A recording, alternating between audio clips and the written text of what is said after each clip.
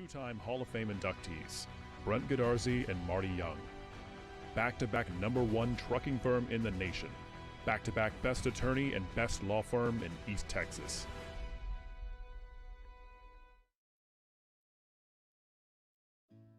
Crowley Funeral Home has been serving families in Gilmer since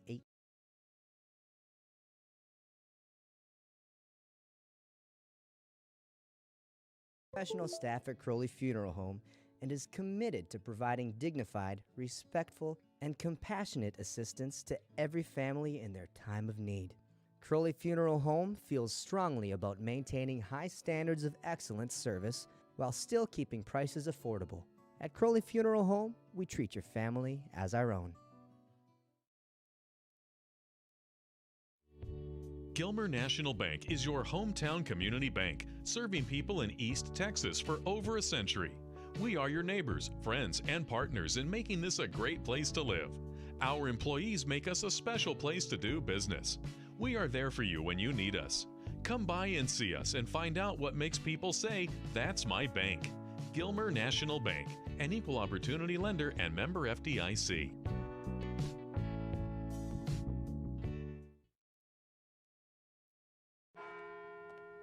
At Farmers Insurance, we've seen almost everything, so we know how to cover almost anything, even a rock and wreck.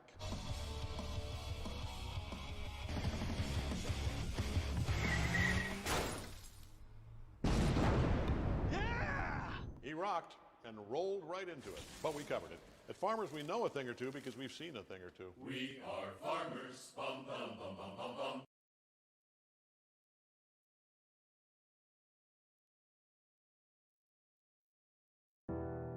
When tragedy strikes, you don't want to be in a position where you're second guessing your lawyer's ability or the resolve to get you fairly compensated. When you hire Godarzi & Young, you know you're hiring a law firm that has nationally ranked settlements and verdicts. We have over 2 decades of experience holding 18-wheeler companies accountable for their negligent action. Don't make the mistake of hiring anybody else. Hire the best. Hire Godarzi & Young.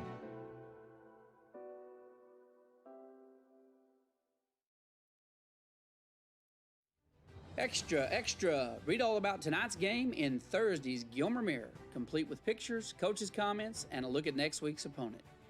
The Gilmer Mirror has been serving the citizens of Upshur County since 1877. You know, reading the news online is fine, but there is nothing like physically picking up your hometown paper, turning the pages, and catching up on everything going on in our area. If you're not subscribing to the Gilmer Mirror, you're probably missing out. It's one of my favorite publications, and I know you'll love it too. The Gilmer Mirror, www.gilmermirror.com. Because of investments in our surrounding infrastructure, eTex offers advanced improvements in internet connections, service experience, and quality of life for our customers. The driving force for eTex has been to create a state-of-the-art company using both the latest technology and local expert technicians, people you know. And best of all, a certified support team that delivers quality support within hours, not days. eTex, local support from the team you trust.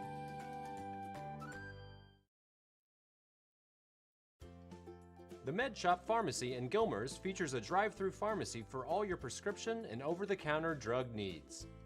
Place refills using our free phone app RX2Go or use our convenient auto refill line 24/7 at 903-680-2626. Stop by and see our unique gift items for all occasions or visit us on the web at gilmermedshop.com. And don't forget, the Med Shop is your flu shot and vaccine headquarters for the fall and winter season. The Med Shop Pharmacy, your friendly hometown pharmacy.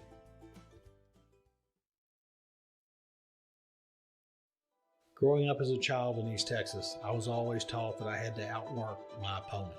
That same principle has carried over into our law firm. And for over 20 years, we've outworked each and every insurance company, lawyer, or corporation we've gone against.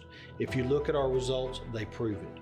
Put us to work for you, and we promise to never stray from the same East Texas work ethic that you were raised on.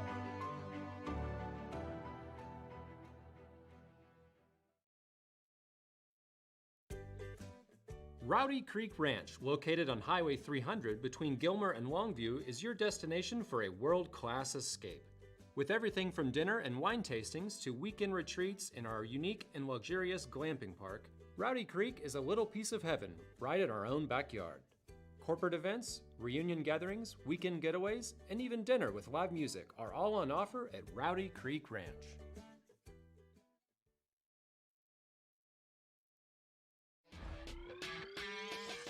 For all of your oil change and automotive service and maintenance needs, drop by Pit Stop Oil and Lube in Gilmer and take care of it with the fast, friendly, and full quality service.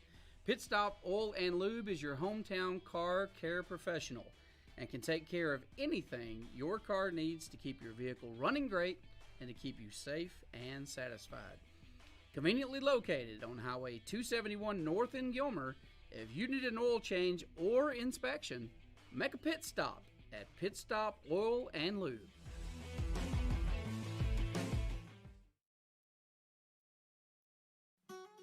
You've heard the saying, location, location, location. Well, at First National Bank of East Texas, we've got branches, branches, branches to proudly serve our family of customers across East Texas and beyond, providing the convenient banking and financial services you need to grow your business or to help you manage your money and fulfill your personal financial goals.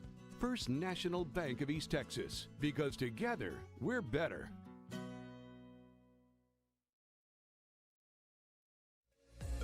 Please join Jeff Rash and Alan Metzel each Monday morning for the Gilmer Buckeyes Coaches Show. Every week, Jeff and Alan discuss elements of the program, speak with special guests, give player updates, review key plays from the prior week, and give insights on the opponent for the current week.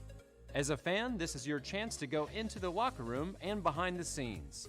To view the Coaches Show, go to GilmerBuckeyes.com and click on the Coaches Show button. Go Buckeyes! When you're on the go and you've only got a minute, your Sefco store's got everything in it. From gas to groceries, you can find it right here. Aren't you glad there's a Sefco near?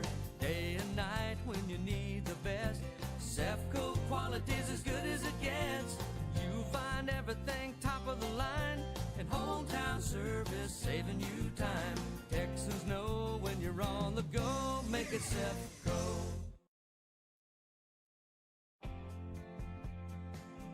Smith Quality Meats, located at 604 Highway 271 South in Gilmer, just across from the junior high school, brings you the freshest cut, best quality meats anywhere. And now it is all right here in Gilmer. Just call 903-680-MEAT and let the experts at your locally family-owned Smith Family Meats set you up for your main course for any occasion. It is always prime time at Smith Quality Meats in Gilmer. Call us at 903-680-MEAT and tell Mr. Smith what you need today, so everyone at your house is happy tonight.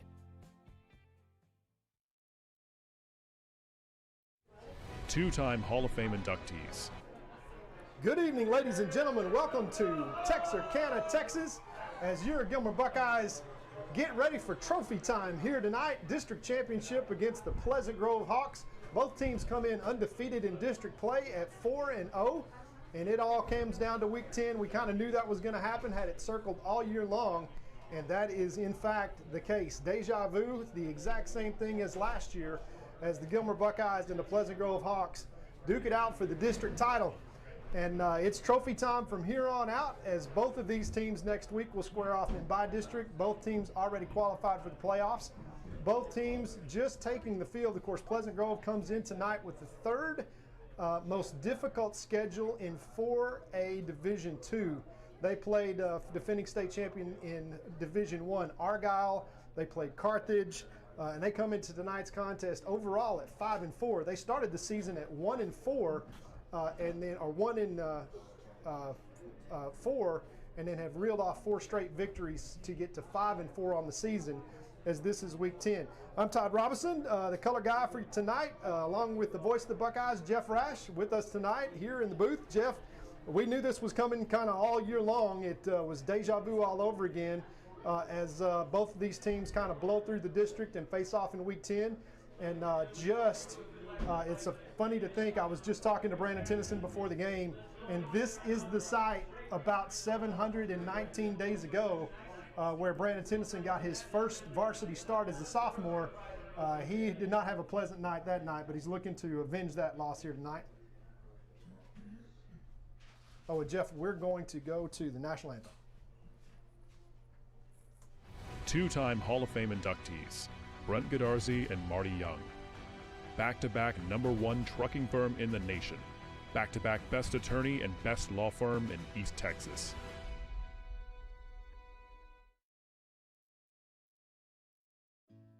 Crowley Funeral Home has been serving families in Gilmer since 1883. Funeral director and Gilmer High School graduate Troy Murray leads the professional staff at Crowley Funeral Home and is committed to providing dignified, respectful, and compassionate assistance to every family in their time of need. Crowley Funeral Home feels strongly about maintaining high standards of excellent service while still keeping prices affordable. At Crowley Funeral Home, we treat your family as our own.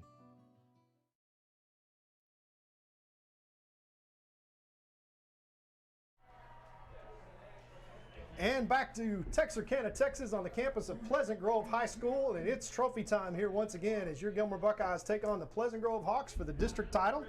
And Jeff, as we were discussing, it's kind of deja vu all over again as these Pleasant Grove Hawks, the last time that we were here, won their last district championship 2 years ago. Of course, the Buckeyes able to take that trophy back and take it home last year in Gilmer. Led by a big game by, of course, number 11, Brandon Tennyson, the senior quarterback, poised to try to return the Buckeyes back to Jerry's World as the playoffs begin. But the trophy time starts tonight, starting with the district title. And, Jeff, we've been looking forward to this one for a while.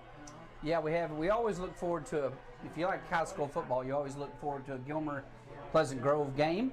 And, as always, Pleasant Grove has been a great host for us here tonight in the back in the press box. They're a great community with a great tradition. And their football team in the last several years have certainly been a force for the Buckeyes to have to reckon with.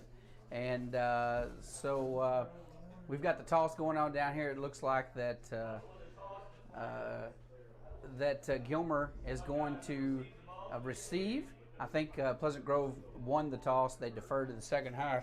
And so Gilmer's going to be receiving and defending the south end zone tonight. So it is always a great game when these two teams meet. Tonight's going to probably not be any different. And like you said, Todd, tonight's trophy night. So that means that the winner of this game tonight is going to be district championships. And so it's kind of deja vu, as you said, once again. And I think it's going to be a good game. I will tell you, if you've been looking on the internet and reading, and you've been looking and saying, well, these guys are 5-4, you know, and Gilmer's 8-1. And you think that means something tonight, don't. Because this is a good football team. It's got an outstanding coaching staff. We're in their home turf. And I can guarantee you tonight's going to probably be a good challenge for the Buckeyes, the best one they've certainly had in the last four games for sure. And so I anticipate this to be a pretty good game tonight. I don't even know what the point spread. What was the pick this week? Did you notice that, Todd? We're scheduled to actually win by 2 touchdowns, Jeff. And so Buckeyes pick 14, is that right? We're picked by 14, but of course you know that it's a contrast of styles as Pleasant Grove is going to come play a lot like you saw with Pittsburgh, limiting the Buckeyes snaps. I think it's interesting that we get the ball first, and we'll see if they decide to pooch kick or try something here, but they're going to pull out all the stops, and here's the kick to kick things off. All right, it's going to be a fair catch. High pooch kick to the right side, fielded on the 34-yard line, so Gilmer going to take over with great field position right from the start of the game. And Todd, we talk about that powerful, potent offense that Pleasant Grove's run, that full tilt. And buddy, they come to the line of scrimmage hard and fast, and they execute well. And so don't expect any different tonight. This is going to be a good ball game, folks. If you like football, you're going to want to get some popcorn and stay tuned. Gilmer is going with an empty backfield, 2 receivers left, 2 to the right. Here's the snap. Tennyson. Quick pass inside, number 17, Rowan Flewell, got lots of room to run. Turns on the jets, breaking tackles, cuts to the outside, all the way across midfield down to the 25-yard line, and that is exactly what Gilmer wanted to do right from the start. Yeah, that's just Rowe being Rowe. He's done that so many times. Of course, All-State last year. We got 2 more years left on Rowe's contract. He's got scholarship offers from everywhere, from the University of Tennessee, of course, to UTSA, which is where he's going, by the way. Yeah, great job there by the line, by the way, setting up that inside screen. It provided a lot of protection for Rowan. Here's the second snap of the game. It's another quick pass. This time to 29 Haynes out on the left side. He cuts up the field, steps out of bounds somewhere around the 10-yard line. And Gilmer executing extremely well right off the bat. 2 plays, and they have moved all the way down the field 60 yards. And it looks like he stepped out around the 15, not the 10. Yeah, look out, Jeff. They've got big number 44. I think that's big number 44 that's down. That's their best defensive player, Victor Shaw. He is a junior, and he is a beast. He is probably an all-state performer. Looks like he tweaked maybe an ankle there, and that's going to be a big loss for Pleasant Grove as just on this first drive. Of course, the Buckeyes go into the air, and Pleasant Grove going to kind of try to shut down the running game. And yeah, that's either a knee or an ankle there, and that's not one of those cramps that you say he'll be back in a couple of minutes.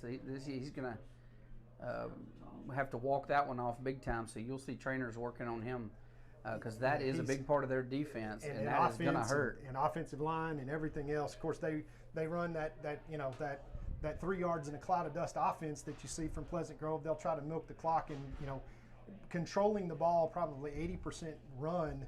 They only pass when they have to, and they try to run behind him. Lots of great size and athleticism, but he is by far the most athletic player. As we return to action here, Buckeyes in the red zone, 1st and 10 from the 15. All right, motion. And it's going to be a fake handoff. Another quick pass inside, this time to number 9, Rockwell, and he gets down to about the 10-yard line. Yeah, this is about the best start that you can possibly imagine for the Buckeyes. BT now 3 for 3.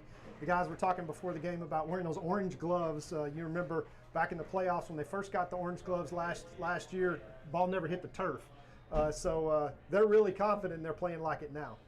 2 receivers right, 1 left, 1 back in the backfield. Here's the snap, handoff, 29, Haynes headed for the end zone, and he will score. Touchdown Buckeyes. It only takes 1 minute and 7 seconds for the Buckeyes to take the opening kickoff, 65 yards, draw first blood.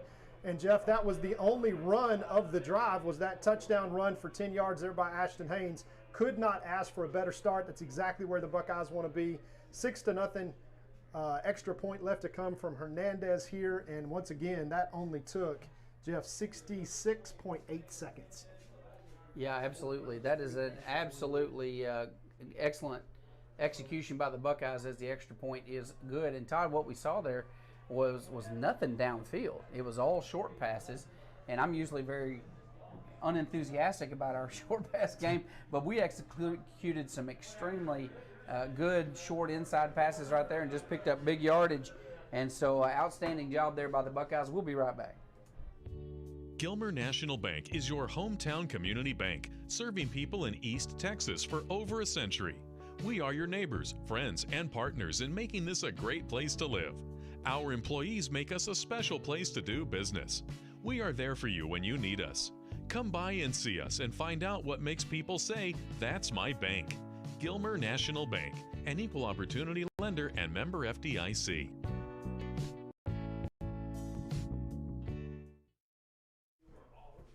Back to the action here on the campus of Pleasant Grove High School in Texarkana, Texas. Your Gilmer Buckeyes lose the toss, and Pleasant Grove elects to defer, kicks off to the Buckeyes. They get great field position, 65 yards, 4 plays, 3 passes, 1 run.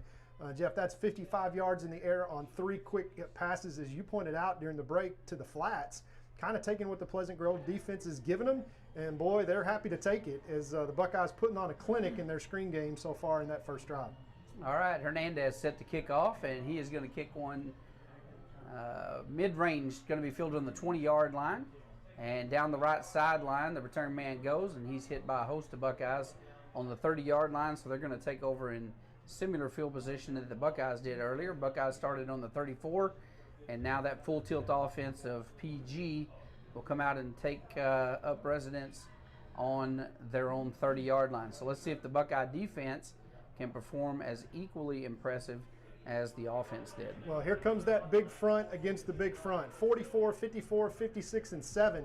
That's Matthew Burton, Derek Borda, Barton, and Big Smooth, number 7, Jerron Choice, that is going to be keeping that front, and they will come to the line early and often and try to run it right down your throat. All right, they're dropping back looking to pass, and they've got a man fumbles the ball and had an out route kind of open in the flat, had good coverage there, but the receiver just couldn't hold on to it, and that is going to bring up 2nd and 10. Jeff, number 11, their quarterback for the Pleasant Grove Hawks is just a freshman. They start 2 freshmen, several sophomores.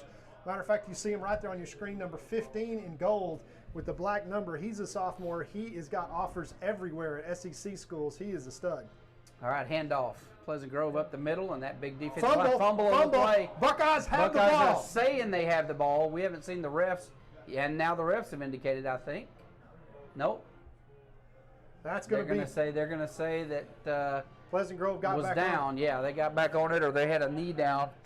But ball did pop out there. The defensive line does a great job of shutting that down cold, and that is going to bring up 3rd and 10 as the defense makes a stop on the line of scrimmage. Well, Jeff, Pleasant Grove comes out and tries to surprise the Buckeyes. Had an open receiver and got a drop. That stops the clock.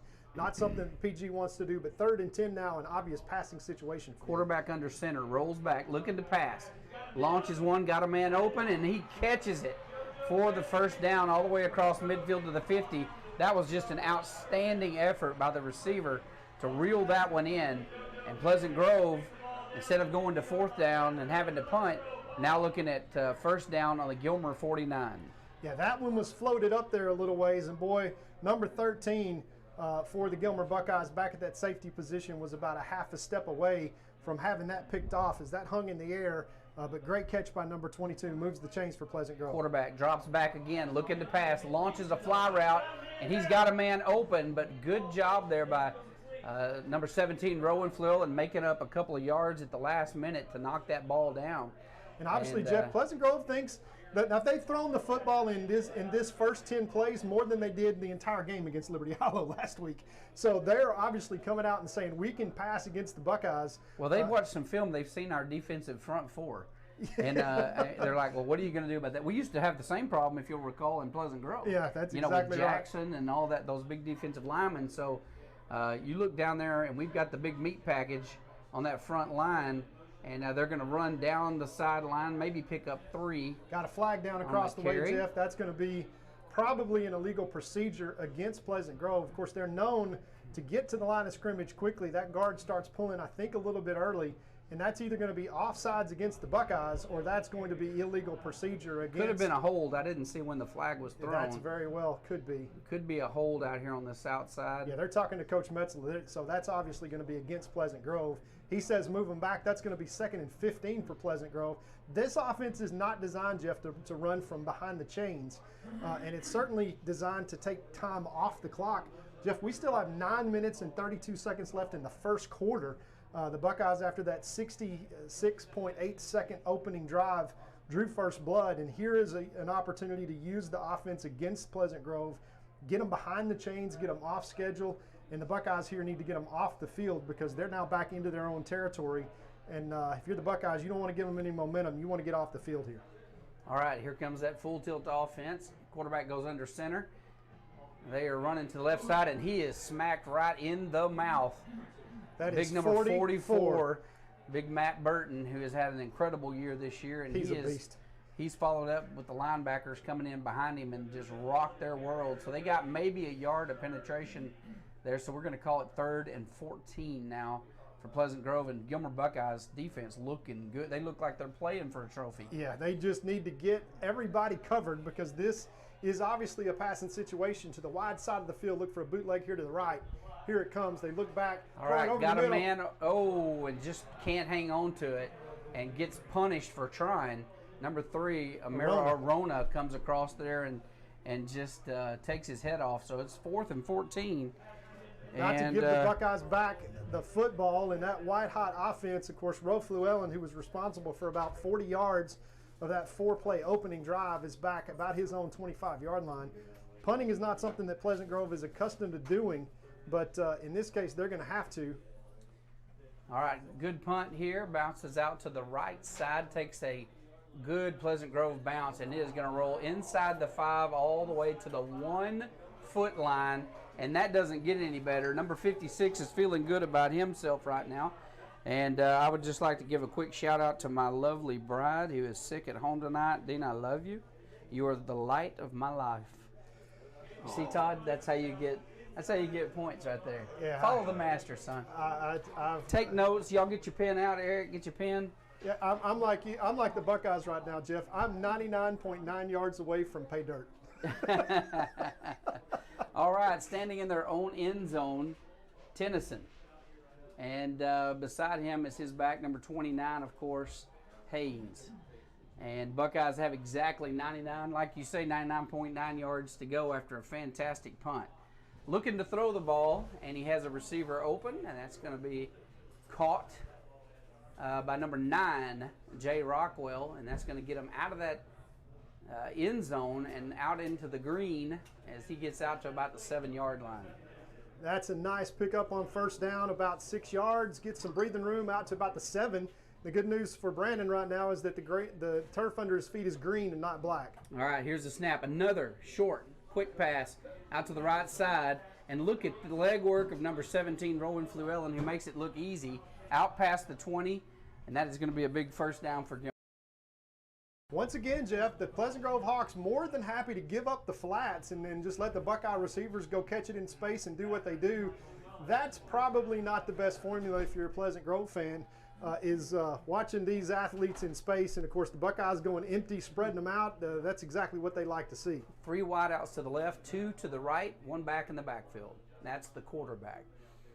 Drops back, looking to pass, goes long, down the sideline. He's got a man open. Rockwell reels it in all the way down to the 20-yard line of Pleasant Grove. What a pass, what a catch. Yeah, Jeff, I can just tell you one thing. Talking to BT before this game, and remember, this drive started at the half-yard line. The last time Brandon Tennyson was here, he had a horrible experience in his first varsity start, and he said to me, he said, Mr. Todd, I'm going to leave no doubt tonight. So far in this first quarter, he is leaving no doubt. All right, set up a jet sweep around the right side. He's got blockers, turns the corner, cuts up inside, and that was 21 Jackson, the guy with the legs, and he has got the wheels to get in there. And great job by the receivers on the right side picking up their blocks.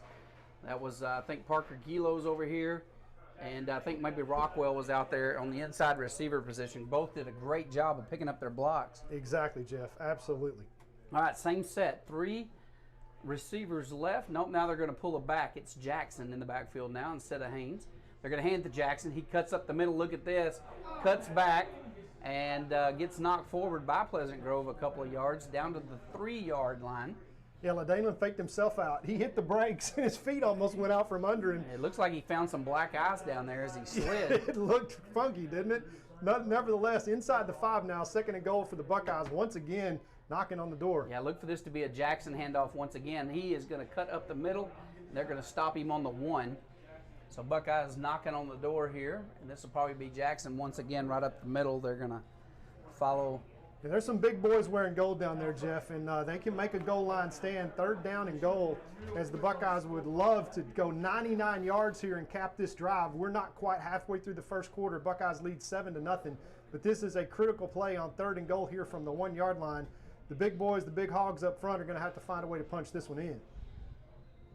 Here's that Michigan stack. Yeah, they're going to take a timeout and talk about it. And when they do that, we're going to take a timeout also. We'll be right back. At Farmers Insurance, we've seen almost everything, so we know how to cover almost anything, even a rock and wreck.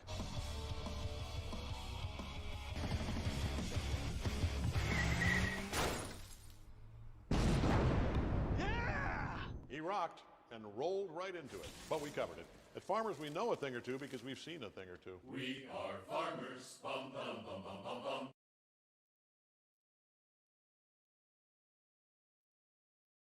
Going to start. Oh, was he?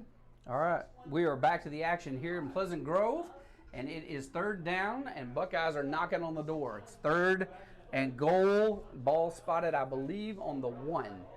And they're going to pull. Is this Rockwell they have in the backfield, maybe? Who is this in the backfield they've got? Is that Rockwell? Yeah, I'm sure it's number 5. They're going to put Rockwell, I think. No. They're going to break. Yeah, it's Rockwell in the backfield. Good choice. They're going to hand it to the big man, and boom, he is in the end zone.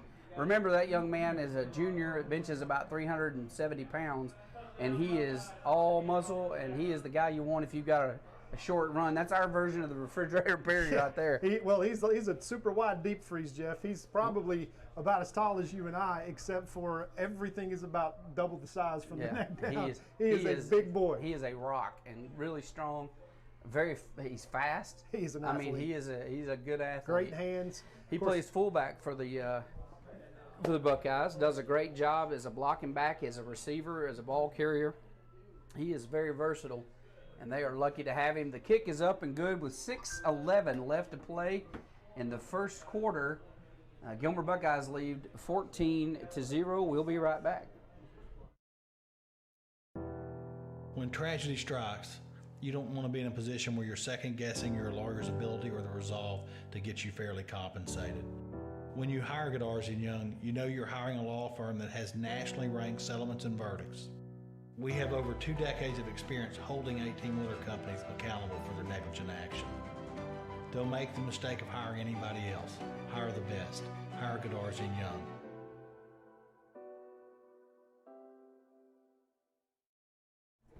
Back to the action here in Texarkana, Texas, where your Gilmer Buckeyes have taken the opening kickoff and have not looked back. With 6:11 left, almost halfway through this first quarter, Buckeyes lead 14-0. That last drive, 6 plays, 99.9 yards. And Brandon Tennyson, so far, Jeff, is perfect.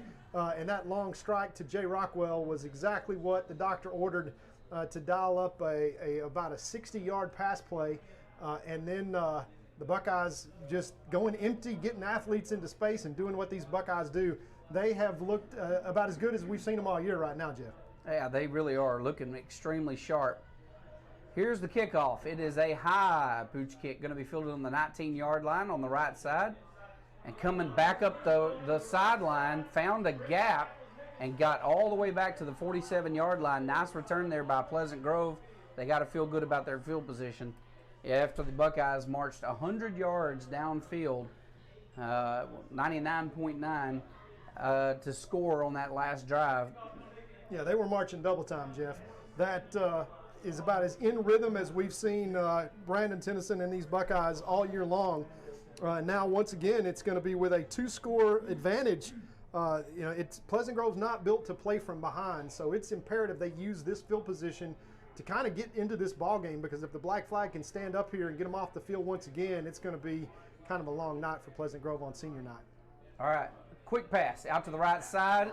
Missed opportunity as the corner comes up, number 25 for the Buckeyes, and just misses an opportunity to drop him for a loss.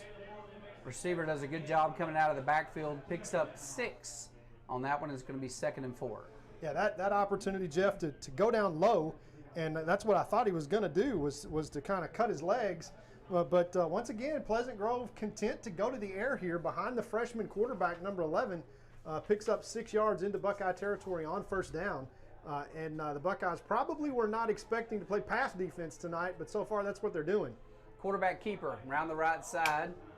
And I don't believe I would send my 145-pound freshman quarterback into the lion's den of the Gilmer Buckeyes defensive line, but they chose to do it.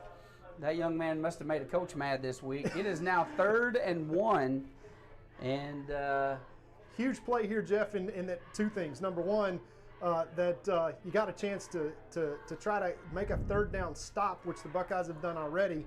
That's either going to take a negative play or maybe some help from a penalty standpoint, because Pleasant Grove obviously is in 4-down territory here.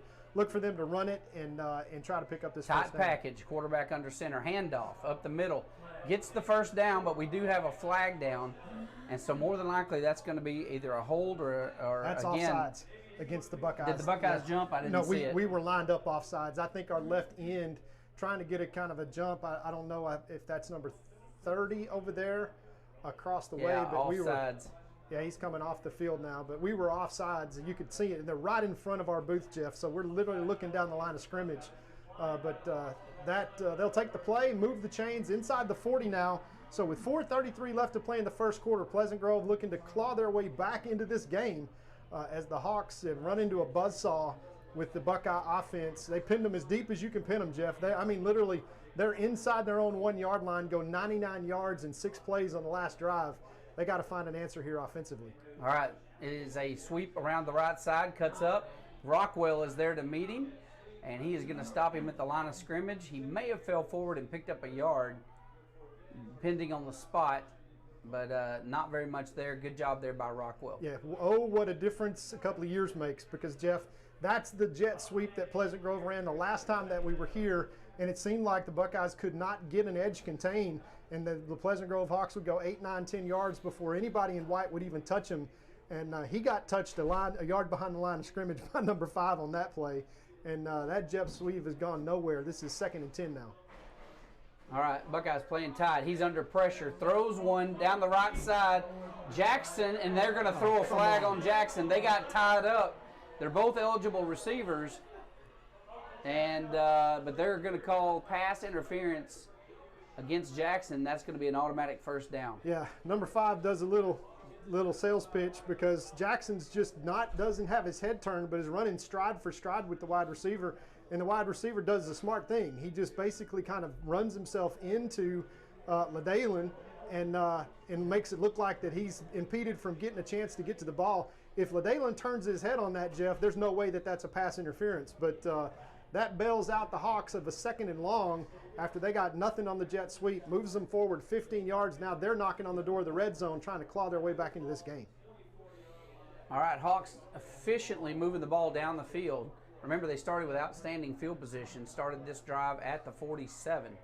After a good return, quarterback drops back, wants to pass again, got a man open in the flats, and knocked down accidentally by number 3, Amaro Arona, who I'm not even sure what happened, but he hit him in the back of the head. He was in the right place at the right time. He covered the receiver, and it was right in the receiver's chest, and unfortunately for Pleasant Grove, Arona put his head between the ball and the chest and hit him right in the back of the head. So deja vu all over again. Pleasant Grove going to the air early and often here against these Buckeyes, not real successfully so far, but they've decided, obviously strategically, Jeff, that they're going to attack the Buckeyes through the air, but they find themselves now in 2nd and long, and those incomplete passes stop the clock, which gives the Buckeye offense more time to operate. Tight package, quick pitch around the right side. It is a halfback pass, and he is fighting his way toward the end zone. What a great job there by the big number 40. Gets all the way to the 5-yard line. That is going to be 1st and goal from the 5. Yeah, that was a great play call. Yeah, that's Jackson, Jeff. That's the ex-Gilmer Buckeye family. That's Landon Jackson, who's at Louisiana State University now. That's his little brother who plays tight end, and he just drags across the field there. When we say little brother, we mean his younger brother. His younger brother, correct, because there's nothing little about Lance. Under center, handoff, left side, got some room to run, gets down inside to the 2. And Pleasant Grove looking good now on the offensive side of the ball. Yeah, they've gotten some breaks, and they're pulling out the kitchen sink, Jeff. They're doing any and everything they can possibly do to create advantage. It's a little bit baffling to me that they would kind of go through the air, as they've passed as much as they've run all night long now. Let's see if that's a strategy that works. I think you're going to see number 22 get the ball and try to punch it in here. 2nd and goal from the 2. All right, they've picked up 50 yards on this drive so far, and look at this, touchdown. Wide open, blown coverage over on the left side, and that is going to be a Pleasant Grove touchdown.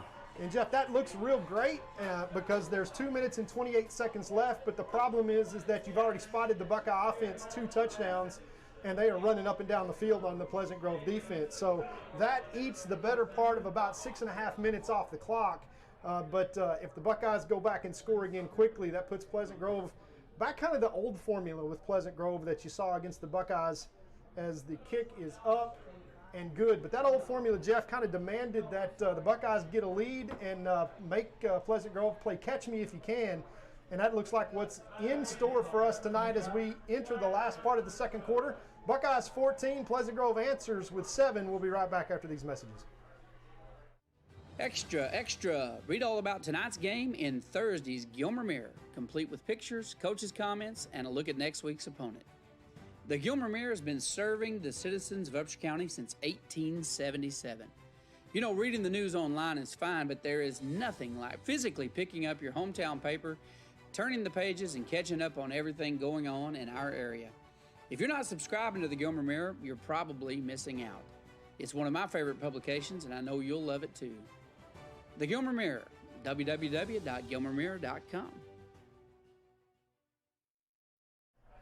Back to the action here in Pleasant Grove as the Pleasant Grove Hawks get ready to kick off for the second time tonight after finally answering the Buckeyes, who lead 14-7 with 2:28 left here in the first quarter.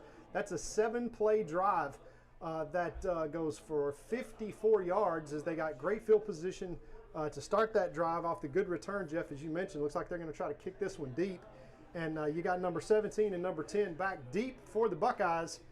Those are two speedsters, so let's see how brave Pleasant Grove is to kick it deep as they kick it on a high pooch kick. It's going to be fielded on the 25-yard line. Coming back down the middle, finds a gap. That is number 4, Cody Guidry. And Cody gets back out to about the 38-yard line. So Gilmer once again in great field position for this next drive. Let's just say it's not 99 yards, although we do have a flag. And that's always usually going to be a hold against the receiving team. Either that or a bad block. Yeah, there's almost illegal block in the back. Yeah, there's so many penalties now that you almost can't block the other team. You see it at all levels, Jeff, that it's almost useless. But the Buckeyes start off once again 80 yards away from pay dirt. White hot offense led by senior all-world quarterback Brandon Tennyson. And let's see if he can keep the momentum going here with 2:21 left to play in the first quarter. 14-7 lead. They want to keep their pedal to the metal.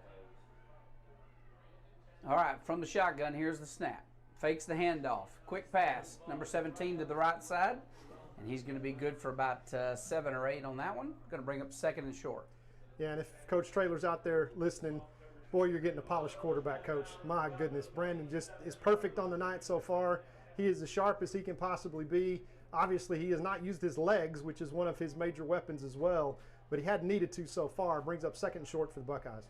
2nd and 2 for the Buckeyes. Tennyson passes, complete to number 2, Parker Gilo. That's going to be a first down with that 5-yard gain. Yeah, and Pleasant Grove trying to basically rush 3, drop 8 into coverage, and BT's just picking it apart right now. This is just, it's like throwing catch practice. He's hit every receiver now that is in the game, Jeff, already. We haven't had an incomplete pass yet. Handoff up the middle, 29. Lots of room to run as he lowers his head and bowls forward 12 yards for another first down for the Buckeyes. They're getting close to midfield. Yeah, that's junior Ashton Haynes. And, of course, we know how electric he is. He's the Thunder. Of course, he runs so well. I mean, he just – his vision is just incredible as he is so patient and he has – such great feet. First down, move the chains for the Buckeyes almost in Pleasant Grove territory. And he likes to run north and south. He very much My favorite does. thing about a back. Good snap. Looking to pass. Launches one downfield. Got 2 receivers. Number 17 reels it in after a 50-yard catch there. Rowan Flewellen down to the 10. Is Brandon Tennyson a different player than he was the last time you saw him on this field, Jeff? This is a clinic being put on right now by number 11. Well, what's unbelievable is we've been launching the Rockets and don't have a drop pass yet in this game. It's been That's right in the bread amazing. We're almost done with the first quarter without a drop pass. I don't know if I've ever seen that. Fakes the handoff. Tennyson's going to keep it. Bounces out to the left side. He's going to be drugged down right around the 10. That means he's going to pick up about 4 or 5 yards on the carry. That's a busted coverage play, and BT just pulls it down, gets positive yards. 2nd down and 6. 56 seconds left to play in the quarter. The Buckeyes, of course, are not slowing down for anybody or anything. They have stormed now so far about 68 yards, 12 yards to go to pay dirt here. All right, Haynes in the backfield. Flewellen out wide to the right. Handoff to Haynes. Up the middle. Got room to run. He'll score. Touchdown, Ashton Haynes. My gracious, are these Buckeyes absolutely cooking tonight on offense. This is the best offensive execution I've seen from this Buckeye team ever. It is certainly this year for sure. I wish this would have shown up in Carthage because we would be up 21-7 on them too. I mean, it is a buzzsaw right now wearing black helmets and the white uniforms as these Buckeyes have put 21 points on the board already, scored every time they touched it. Ball has not hit the turf. Perfect balance run and pass. They go 80 yards there in 6 plays. to stretch this lead back to 14 if the extra point is up and good. And yes, sir, 21-7 Buckeyes lead. Boy, you can't ask for a better start here, Jeff. We'll be right back. Because of investments in our surrounding infrastructure, eTex offers advanced improvements in internet connections, service experience, and quality of life for our customers. The driving force for eTex has been to create a state-of-the-art company using both the latest technology and local expert technicians, people you know. And best of all, a certified support team that delivers quality support within hours, not days. eTex, local support from the team you trust. Back to the action here in Pleasant Grove. First score. And we are looking at 37 seconds left in the first quarter. Gilmer leads 21-7. And Jeff, the guru Mark Skinner just told me on the stats, 244 yards of total offense so far in 3 possessions, and we're still in the first quarter. Yeah, we've seen entire games with not 244 yards of offense. Yeah. That is amazing. It's got to be some kind of record. Yeah. We're going to have to put Joe on that one. It's hitting on all cylinders right now, as we do know that Roe Fluellen, who has been very much featured. Of course, most teams try to shut down Roe and double cover him, etc. But he only needed about 156 yards to move up the ladder just in his junior year on the all-time receiving list for the Buckeyes, passing Darian Pollard, who played at Rice University and was the leading receiver for the Buckeyes for a decade. As the Buckeyes kick off deep once again. All right, this time the ball's going to hit the turf. It's fielded. Good job there by the deep man, and he is coming back up the middle, and he gets out across the 25 to about the 27. And here comes Pleasant Grove, going to try to answer to this incredible electric offense that the Gilmer Buckeyes have showed up with here tonight. Yeah, and there's no room for error anymore. I mean, Pleasant Grove has got themselves into a track meet, and they have run into the Buckeye Ferrari offense that's already in 5th gear going 160 miles an hour. And Matt Burton says, y'all come on out here and get you some more. It's only going to take a couple of stops by the Black Flag defense, and Pleasant Grove is going to find themselves down double digits. All right, here's the snap. Dropping back, looking to pass, launches one down the middle, overthrown. That's going to fall incomplete, wasn't even close. And Jeff, here's the problem when you're Pleasant Grove. You've decided to go try to run track with the Buckeyes, and you're not a passing team. So you go to your freshman to throw, you get overthrows, you stop the clock, you put yourself behind the chains, behind schedule. This is like, the old formula with Gilmer versus Pleasant Grove before the late 2010s, where you saw the state championships by Pleasant Grove run on district championships, and this is not the formula to follow. Draw play up the middle. Draw play, and that's going to get a couple of yards. 3rd and 7 now for Pleasant Grove. Once again, a passing down, and not where you want to be, as this Black Flag defense has done their job up front to keep Pleasant Grove in 3rd and long. Jeff, they're going to let the quarter expire, down 21-7, double digits already, and it could not have gone better for the first quarter for the Buckeyes. 244 yards of offense. They've stopped them 2 out of 3 on defense. A good chance again with 3rd and 7 to get off the field. We'll be right back after these messages. The Med Shop Pharmacy in Gilmer's features a drive-through pharmacy for all your prescription and over-the-counter drug needs. Place refills using our free phone app RX2Go, or use our convenient auto refill line 24/7 at 903-680-2626. Stop by and see our unique gift items for all occasions, or visit us on the web at gilmermedshop.com. And don't forget, the Med Shop is your flu shot and vaccine headquarters for the fall and winter season. The Med Shop Pharmacy, your friendly hometown pharmacy. Back to the action here as the Buckeyes on 3rd down and 7 look to get the Pleasant Grove Hawk offense off the field to start this second quarter. They started like a house of fire, taking the opening kickoff and in only 4 plays going 65 yards for a touchdown. Next drive, they get them off the field with a punt. Great punt execution by Pleasant Grove down to the Buckeye literally half-yard line. And the Buckeyes in 7 plays go 99.5 yards to score. The last drive was 80 yards in 6 plays to score. Buckeyes doing nothing but putting it in the end zone every time they touch it. And Pleasant Grove with no room for error. They've got to maintain possession and keep the clock running and try to score with these Buckeyes. 3rd and 7 from their own 30. Look for him to go to the air here, Jeff. All right. Drops back, looking to pass. Going down the middle. Long pass overthrown again. Incomplete. And double coverage across the middle. The Buckeyes knew that was coming. And he was covered up, but that ball was just overthrown. That's the second time they've overthrown by at least 5-6 yards. Yeah, Jeff, and Pleasant Grove's probably thrown the ball more in the first quarter than they did the entire district schedule for up until then. I watched every game that they played in district. Of course, they're undefeated in district, played the same teams that Gilmer's played, but throwing the ball is not what they do behind the freshman quarterback. Now they're punting again, and Ro Fluellen is going to take this punt. Yeah, he's going to take this one. Tries to get a good return up the middle, and he gets back out to about the 44-yard line. So Buckeyes in good field position to start their first possession of the second quarter. Yeah, here comes number 11 trying to leave no doubt here in his last game in Pleasant Grove where he started his varsity career. That seems like an eternity ago, just 2 years, Jeff. And we said at the time, watch out, Mr. Tennyson will be back, and he is back with a vengeance tonight so far. Let's see if he continues this trend here in the fourth possession of the game. All right, from the shotgun, we got motion out of the backfield. Under some pressure, and that was intended to be a little screen pass to Parker Gilo inside, and it's just going to fall incomplete. First incompletion, hit Parker in the hands, and it's probably a good idea that he dropped that because the cornerback did a good job playing underneath that screen, and it may look like it was in and out of his hands, but he had no time to make a football move. That is an incomplete pass, brings up 2nd and 10. Empty backfield once again for BT and the Buckeyes. 3 receivers wide to the left, 2 to the right.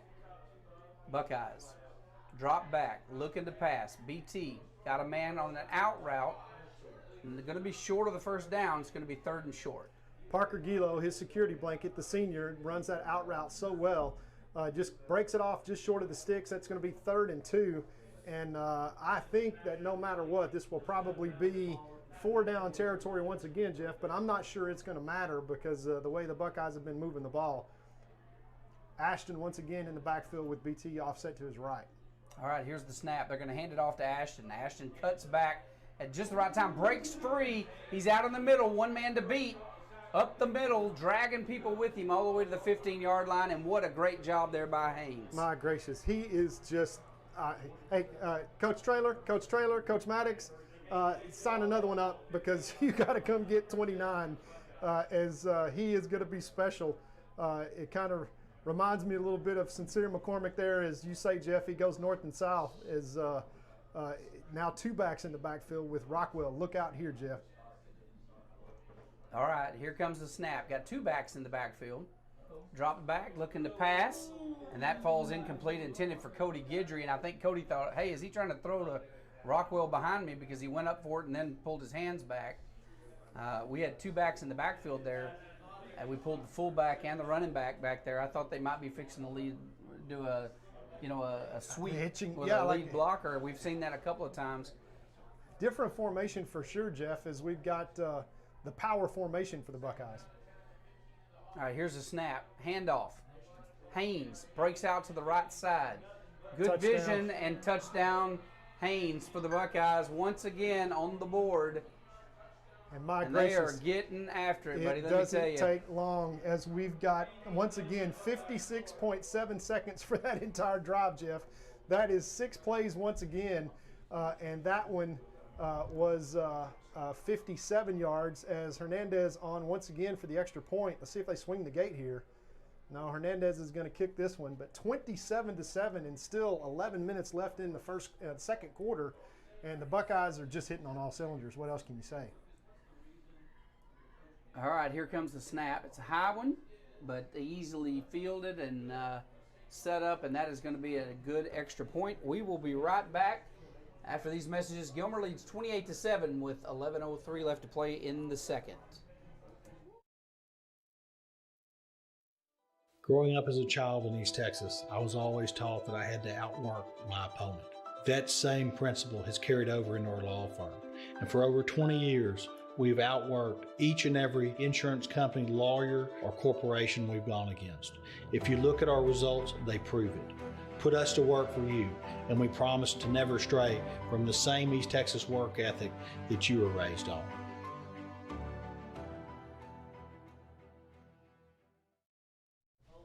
Back to the action here is once again, if you're just tuning in, it has been all orange and black here tonight so far in Pleasant Grove. Trophy on the line, and the Buckeyes have literally smelled blood in the water, and they are in a feeding frenzy. 28-7 with 11:03 left in the second quarter. The Buckeyes right now, Jeff, are on pace to hang 100. I mean, they've scored every time they touch it. It is amazing, and one of the cool things is on the field tonight, with his first varsity starts, number 75, Lucas Cano, who is a freshman. He is a freshman. He don't look like a freshman. He doesn't look like a freshman. He is 15-year-old that's out here mixing it up with these big guys, and he is flat letting them have it tonight. He is a big guy. He can hold his own, I assure you. Here's the kick. It's going to be fielded on the 16-yard line. Misses one would-be tackler and then knocked down by number 24, finished off by number 24 there for the Buckeyes, Ryan Brown. He's another great Buckeye that'll lay the wood on you. I mean, he'll put some hurt on you. This brings up, once again, not great field position for Pleasant Grove. They're going to be 1st and 10 from their own 29. And Jeff, surprising, Pleasant Grove came out in the first quarter throwing the football. They've thrown it more in just this first quarter, Jeff, than they did the entire district schedule before, watching all their games. Let's see if they continue to do that, or if they settle down and try to get yardage on the ground and try to maintain some possession. All right, handoff up the middle, and he jumps up into the arms of number 3, Arona, who takes him out after about a 3-yard gain, 2nd and 7. Well, that's about on schedule for Pleasant Grove. Is they're going to have to do something here to kind of climb back in this game. The Buckeyes have this one by the throat, 28-7. But Jeff, what Pleasant Grove wants to do is run the ball and shorten the game and keep the ball away from the Buckeye offense. The problem is the Buckeyes have spotted them 3 touchdowns now, 21-point lead, and it's hard for Pleasant Grove to do that. Quick pitch out to the right side, and Amaro Arona having the game of his life tonight as he steps across the line of scrimmage and drops them for a loss of 5, and that's going to bring up 3rd and 12. Yeah, not where Pleasant Grove wants to be. In a passing situation once again, Jeff, and this is not 4-down territory. The Buckeye Black Flag just got to figure out one way to keep Pleasant Grove and the ball in front of the chains, and they're going to get another shot at this as they're going to run as much clock as they can in between times, but there is still 9 minutes plus left to play in this second quarter, and it looks like the Buckeyes got a shot to get the ball back once again with a 21-point lead already. All right, they're stunting up front, coming for him, and he is forced to throw before he wanted to, and that resulted in another Buckeye pick, number 17. Who else? Rowan Fluellen. Hey, just don't throw it up to number 17. Yeah. It is not going to end well for you. Did you see the Buckeyes sent a blitz right up the middle, and they had about 6 men coming after the quarterback, and that freshman panicked and threw it up, and of course they were fixing to go into 4th down situation anyway, so that was like a short punt. Yeah, one way or the other, you're going to have to give number 17 a shot, and you might as well put him on his back. But you put a jump ball up, and 17 is coming down with it. 1st and 10 Buckeyes now from the Pleasant Grove 41, and the only thing they're going to shorten up is the time it takes here to score in the stats. I mean, the offense has just been incredible. Empty backfield. Tennyson by himself under pressure, steps up. Rolling to his right, he's going to be sacked. Loss of 6. Loss of 4. That's the first time, Jeff. And really, had BT pulled it down and decided to run right there and not kept his head up, he'd probably still be running because they came from the left-hand side. That's Jackson from the left-hand side. Of course, they're missing big number 44 now, who hurt his knee really on the first drive of the game on defense. But BT trying to wait for a receiver to come open there, and he just needed to pull that one down and run. All right, he's going to get another opportunity. Here's the snap. BT, quick pass, complete to number 4, Cody Guidry. Cody's good for 5 yards. That's going to bring up 3rd and 8. Nice little pick up there by Cody. Puts his head down. He is such a tough runner. You know, he's been the critical part of that Black Flag defense at that outside linebacker slot. We, decided to go to a 3-4 scheme this year with Ward and Burton and those big defensive linemen, Jeff. So it's nice to see him back on offense. All right, one back in the backfield with Tennyson. Here's the snap. Pass, quick pass, complete to number 2, Parker Gilo, out on the right side. and Parker is going to be just shy of the first down marker. It's going to be about 4th and 1, maybe 4th and 2, and certainly this is go for it field position. So the Buckeyes look for them to hand off here to number 29. They are loading the box up front, though, so we may end up passing here. Nope, handoff to 21 Jackson, and he bounces outside, got the first down, still on his feet, refusing to go down. Should have been tackled 4 guys ago, and he gets all the way down to the 17-yard line. What a run by Jackson. Pick your poison. You want thunder, you want lightning. 29 brings the thunder north and south, and 21 shows all of his sweet feet as he picks up the first down and more inside the red zone now. And the Buckeyes don't miss a beat. They have 4th down and 2, and they don't just convert. They move it 20 yards down the field, and once again, knocking on the door in the red zone. 3 receivers wide to the right, 1 back in the backfield. From the shotgun, here's the snap. Tennyson looks up, fires one to a wide open, I believe that's Rockwell out there. It is number 9, Jay Rockwell. Yeah, what a great read by BT, who literally throws his receiver open, pump fakes to the flat, moves that linebacker, and it just opens up for Rockwell sitting down in the zone. 1st and goal, Buckeyes. All right, Buckeyes knocking on the door. 2 receivers to the right, 1 to the left. Handoff to Jackson, up the middle, and Jackson finds the end zone. They're going to say he's down at the 1. The ball broke the plane. I thought for sure they'd give him that touchdown. So they're just going to have to repeat that. They're spotting it literally. The nose of the ball is touching the edge of the goal line. That should have just been called a touchdown. Yeah, when the center puts his hand on the ball, leans it forward, they can go ahead and call it. Yeah. Handoff to Jackson again, and he gets hit hard right at the line of scrimmage, and he fails to get in. And they wanted to give him the TD. It is 3rd down, and they're going to bring in Jerron Choice, number 5, and yes, and folks, for those of you that don't know these 2 players, number 7, Jerron Choice, they call him Big Smooth for a reason. He is a giant of a man. Yeah, 450 pounds just came on the field. That's exactly right. You got Rockwell and Choice in the game now. Rockwell in the backfield. They're going to hand it to him, and he is going to plow through easily for the first down. And that's a winning combination, I'm going to tell you, every time. So Buckeyes score once again. 42 yards in 6 plays, 7 minutes, 3 seconds, 0.6 left to play in this first half. Buckeyes stretch this out to 34-7, extra point left to come. And my gracious, I don't know what Coach Metzel fed them on the way up here, but we need to stop there on the way back. It was Whataburger because I saw him leaving I'm picking up gift cards as soon as we get home. My gracious, this has been something. Here's the extra point. It is up and good. And folks, Gilmer putting on a clinic. It is now 35-7 with 7:03 left to play in the first half. We'll be right back. Rowdy Creek Ranch, located on Highway 300 between Gilmer and Longview, is your destination for a world-class escape. With everything from dinner and wine tastings to weekend retreats in our unique and luxurious glamping park, Rowdy Creek is a little piece of heaven right in our own backyard.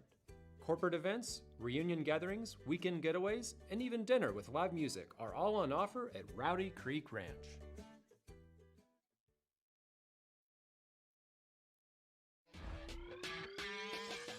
For all of your oil change and automotive service and maintenance needs, drop by Pit Stop Oil and Lube in Gilmer and take care of it with the fast, friendly, and full quality service.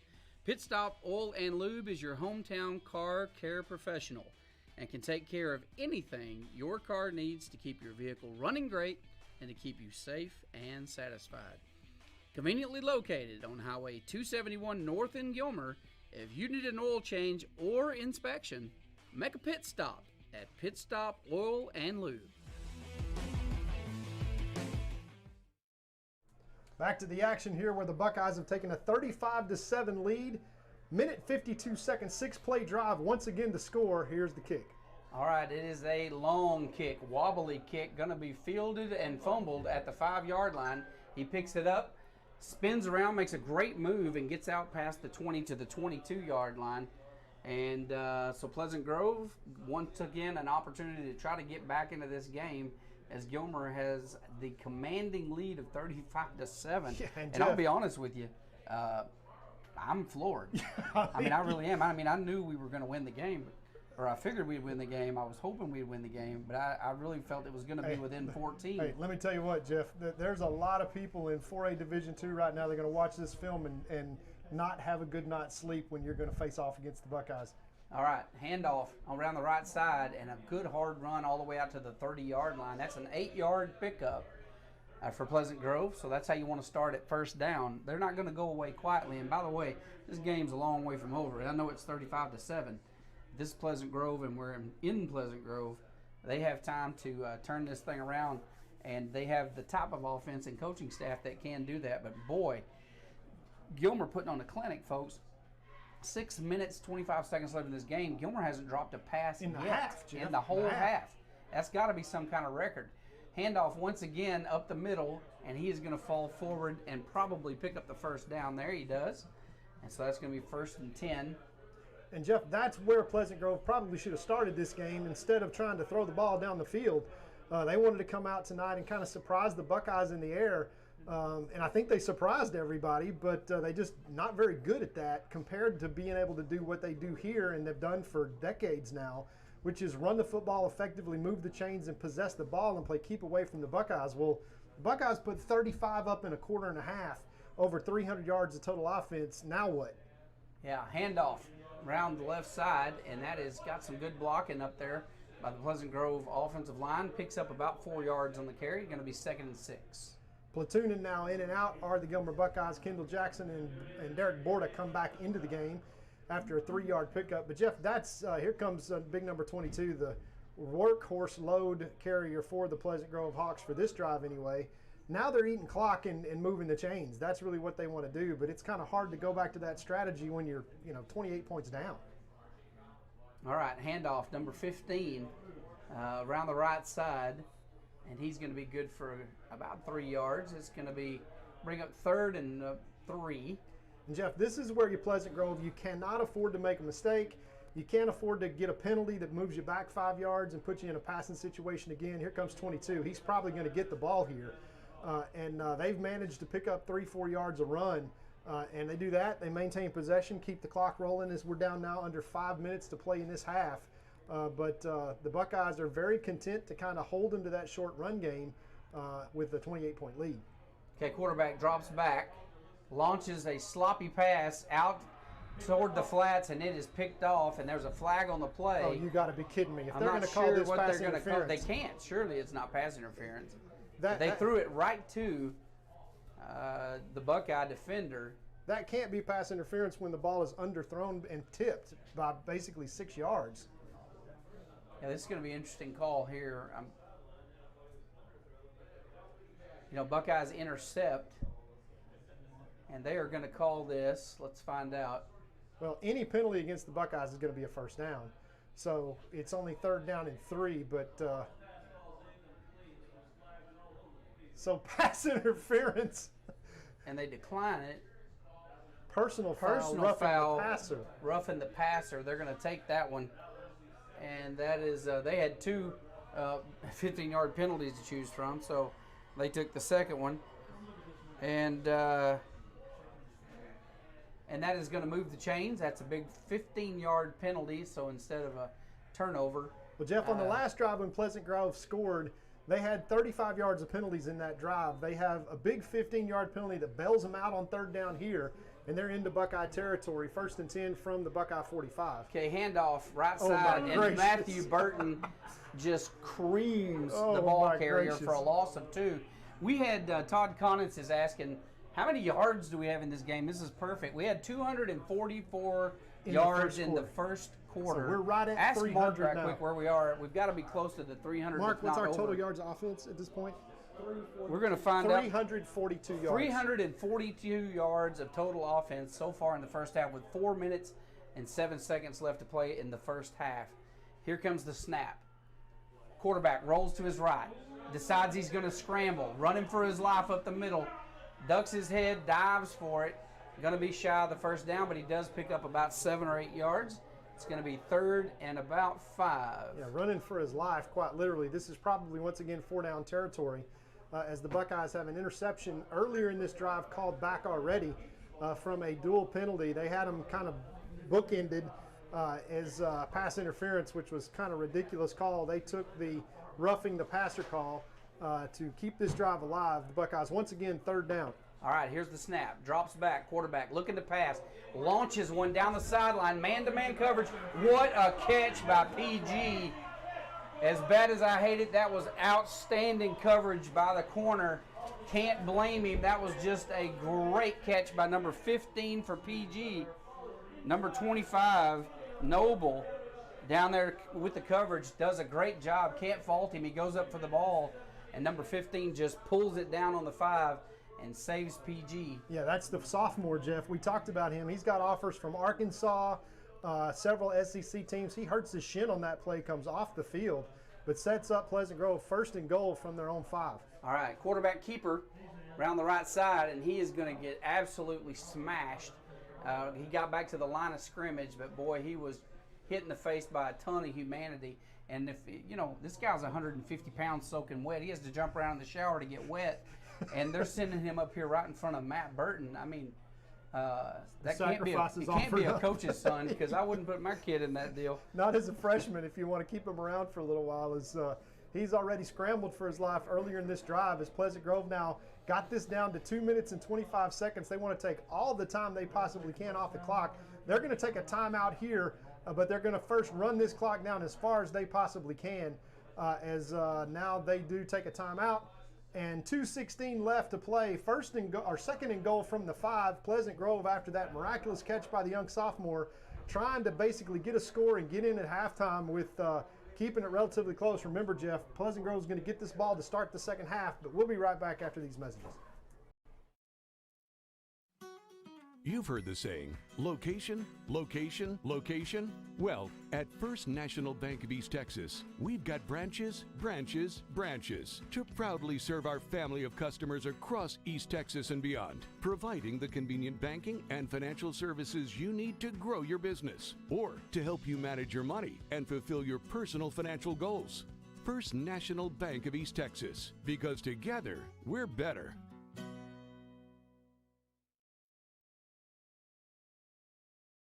All right, we are back in Pleasant Grove after an incredible catch by number 15 for Pleasant Grove, just a sophomore who reels in a great catch. He's back on the field. Fault that young man. He did a great job under extremely good coverage by the Buckeyes. Oh, it couldn't have been covered any better. No, it was perfect. There is no shame in that. Looked back up for the ball. I mean, and he even tried to go get it in the air. This is probably going to be a pass play out to the left-hand side, Jim. All right, quick pitch, and it's going to be a halfback pass and a touchdown by Pleasant Grove. That's the second time they've pulled that tonight, and it has been very effective for them so far. Problem now for Pleasant Grove is that you left 2 minutes and 12 seconds on the clock, and the average drive for the Buckeyes so far here tonight has been basically just over a minute, which is about a minute more than is on the clock, and the Buckeyes need to stretch this right back out if they got time to score again. They've scored every time they've touched it tonight here, Jeff. Pleasant Grove on several penalties. Extra point is up and good. So 35-14 with 2:12 left to play in the half, Jeff, and the Buckeyes got an opportunity to get it back once again and to put a 40-plus point half up, which is difficult to recover from. Jeff, we talked about it just for years now. What's the formula against the Buckeyes? Pleasant Grove found that formula for 3-4 years, reeling off a run in terms of district titles. They won a state championship, played for another in that time. Of course, unbelievable athletes here in Pleasant Grove. But they played the formula of keep it away from the Buckeyes and run clock and run the football. They come out here tonight and throw. First of all, they deferred to the second half and give the Buckeyes the ball. So they spot them. It took the Buckeyes 42 seconds to score in the first time that they had it. And they've been playing catch-up ever since. But, now you pull out everything but the kitchen sink. You're 2 out of 4 on drives tonight. You've scored 14 points. Yeah, you look at the other side of the scoreboard. Yeah, but Todd, who could have ever predicted that the Buckeyes would literally have a perfect passing game so far with 2 minutes left in the first half? We have not dropped. Not one ball has hit the turf. One drop. We've had one drop. Then I don't remember it. And we've got 344 yards of offense so far in the game. 244 of those came in the first quarter. And you're probably going to wind up here with close to 400 if the Buckeyes put together another drive. But you got to figure out somebody that you're going to kick it to. Number 10, number 17, pick your poison as Pleasant Grove gets ready to give it back to the Buckeyes once again. High kick going to be fielded on about the 27 by number 5, Rockwell, and he moves the ball forward out past the 35-yard line. So here comes the Buckeyes with 2 minutes left. Plenty of time to score, so let's see what the Buckeyes have before going into half. Yeah, Jeff, you got to think about it. If Coach Metzel wants to do this, you go score quick and onside kick it, you've got time to score twice. I know that sounds ridiculous, but we've got all of our timeouts left, or 2 of our timeouts left. It's 35-14 now with 2 minutes, 7 seconds. Closing out the half is something that the Buckeyes have worked on literally all year long. Let's see what they do with it here. Remember this time, 2:07, 35-14 Buckeyes. All right, here's a pass, quick pass to number 29, Haynes, out to the right side. Keep in mind, Todd, if they march down the field in this 2 minutes and score, that this would put them over 400 yards in the first half. Yeah, in the first half.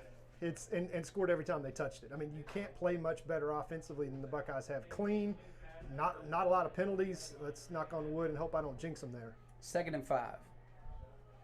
Here's the snap. Tennyson drops back, launches one, and it is caught by Rockwell. It was tipped. And then Rockwell dove for it and caught it just shy of the first down. He had to come back to make the catch, but trying to save the stats for the game, I guess. 3rd and 1. It's the orange gloves, Jeff. I'm telling you. They think it. I might as well think it too. It's the orange gloves. No drops with orange gloves. All right. 2 receivers wide to the right, 2 to the left, 1 back in the backfield. Shotgun, here's Tennyson. Fakes the handoff. Pass complete to Cody Guidry. Cody breaks, tackles, and gets out, gets the first down plus about 5. They are now across midfield. And Cody turns that one to the inside, and his football IQ kicks in and remembers, oh, I got to get out of bounds. And he turns it back, uses his athletic ability, picks up the first down, and does get out of bounds. That's a first down inside Pleasant Grove territory now as the Buckeyes once again look at the out to the right flat, Jeff. There's nobody for Pleasant Grove within 5 yards of the line of scrimmage. Here comes to Ashton Haynes, an athlete in space. All right, Ashton fumbles around with the football, picks it up, and still manages to pick up 2 or 3. He literally caught that. Yeah, he caught it under his legs and fumbled it around and juggled it and ended up picking up a couple of yards. Pulled out a Sharpie, signed an autograph, and got out of bounds with a 1-yard gain. Minute 21 left here to play the first half. 2 timeouts for the Buckeyes all day here for them to go score. 2nd down and let's call it 9 from the Pleasant Grove 47. All right, 2 receivers wide left, 2 to the right. Haynes goes into motion. It is an inside screen pass, and it is good for a first down. That was complete to number 12, Cade Bowman. And Cade does a good job getting in behind his blockers, getting upfield, getting big first down. And Buckeyes, with a minute 12, are now 1st and 10 from the 34. Yeah, look out, number 9 to the wide side of the field here. He's got all kinds of room. They're leaving him man-to-man. Watch for Rockwell out here. All right, same set. Going downfield, across midfield, the ball's going to fall incomplete. How's that not a flag, Jeff? You had contact by number 21 there that literally knocked Roe Fluellen off his route, and there's no flag. Well, the referees didn't see it that way, so that is going to be deflected and going to be the 2nd incomplete pass of the entire evening, and that is just phenomenal. Yeah. For those of you that watch football a lot, you know that is amazing. Well, you remember that last year's playoff game, the last time they wore orange gloves, by the way, was the day they came in and against Canton, and they had the entire first half that the ball never hit the turf. 18 complete passes in that game in the first half. The Buckeyes rolled to a victory. Kind of look like they look now. All right, here's Tennyson, drops back. He's under pressure. He launches one downfield, and he just basically threw that one away. Or we have some confusion in routes, and that is going to fall incomplete. 3rd and 10. And they came with a blitz there, Jeff, and he expects Rockwell to read the fact that the safety is basically come on a blitz and kind of leaves them open. This is the first time that you could say the Buckeye offense has gone 2 plays in a row without positive yards. And it's 3rd down and 10, obviously 4-down territory, 51 seconds left here from the 33-yard line of Pleasant Grove, and need to pick up the first down here, Jeff. Yeah, they're fixing to send the kitchen sink. They're going to try to put pressure. They're blitzing from the outside. What a great block by the back, Haynes.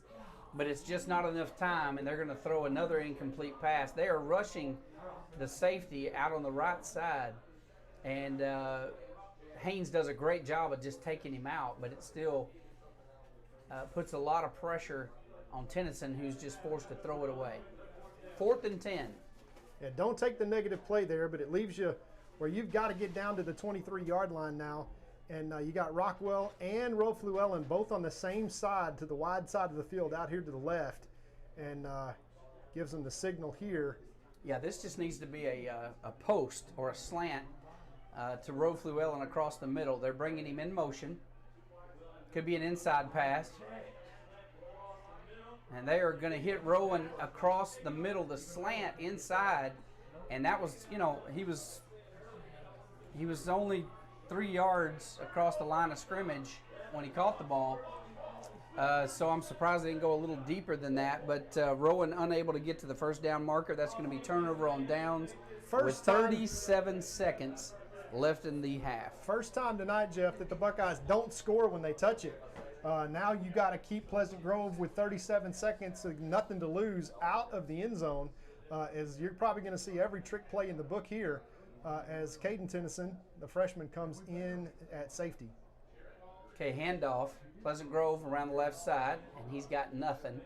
Ball. Buckeyes have the football, Jeff. The Buckeyes are motioning. They have the ball. I haven't seen the ref say that yet. Buckeyes football, Jeff. Buckeyes football. Buckeyes have the football. How about the black flag? What a lucky break for the Buckeyes as they get another opportunity. Hey, if you can't get a first down, get a fumble. Yeah, Amaro Arona comes in and puts his head right on the football. Amaro having the best game of his life he's having tonight. a fabulous so far. game. And I noticed, you know, I was standing down there on the field when he came on the field, and there's another one. He and Rowe were just like 6 feet plus. I mean, that didn't used to be the case, but boy, it's nice to see those youngins get big. Okay, Buckeyes have another opportunity with 30 seconds on the clock. Drops back, looking to pass, got a wide open number 17, and he is just fighting his way forward. 15-yard gain all the way down to the 10-yard line is Rowan Fluellen. We take our timeout, so we'll have one timeout left, Jeff. 20.8 seconds right at the 10-yard line. Nice move. Rowe has such a great way of being able to split the defenders once he catches that and picks up an extra probably 7 yards on that play. And we've got the Buckeyes with one timeout left, absolutely in field goal position for sure. Probably time for 2 plays. It's a first down, so look for the Buckeyes to take 2 shots into the end zone. But Jeff, once you take the timeout, you're going to have to get your field goal kicking unit on the field, and this is what you practice for. I mean, every day in practice, the Buckeyes are getting these situational practice sessions in and saying, okay, let's spot the ball at the 12. It's 1st and 10. We've got 20 seconds left on the clock. We got to get it in the end zone, but we got 3 plays. So even on 3rd down, if you burn your time out, Jeff, you've got a time to spike the ball. But right now you want to have an incomplete pass that stops the clock, or you want to throw it in the end zone for the first 2 plays here. Look also for a potential inside screen here with trips out to the left-hand side as the Buckeyes can get a first down, but they need to put it in the end zone. Hey, look for them running some out routes. They're going to go for the end zone, and they've got Rowan Fluellen touchdown. What an incredible catch. Unbelievable. Rowan Fluellen is just absolutely a beast. He goes up there and gets that 50-50 ball, and the Buckeyes break 40 points. They had 20 seconds left. They left 15 seconds to spare, Jeff. It has been a clinic. Rowan Fluellen just absolutely killing it. What a great catch. He catches the ball literally with the defender. They both have their hands on the ball, and Ty goes to the runner, and that is going to be a touchdown for the Buckeyes. What a great, it was a good defensive coverage. They were all over him. They were all over him. Rowe just went and got the ball. He is aggressive and went and got the football, and he is having one of his best games. Here is the extra point. It is up and good. Folks, no good. They waved that one off. 15 seconds left to play in the first half. Gilmer 41 and Pleasant Grove 14. We'll be right back. Please join Jeff Rash and Alan Metzel each Monday morning for the Gilmer Buckeyes Coaches Show. Every week, Jeff and Alan discuss elements of the program, speak with special guests, give player updates, review key plays from the prior week, and give insights on the opponent for the current week. As a fan, this is your chance to go into the locker room and behind the scenes. To view the Coaches Show, go to GilmerBuckeyes.com and click on the Coaches Show button. Go Buckeyes!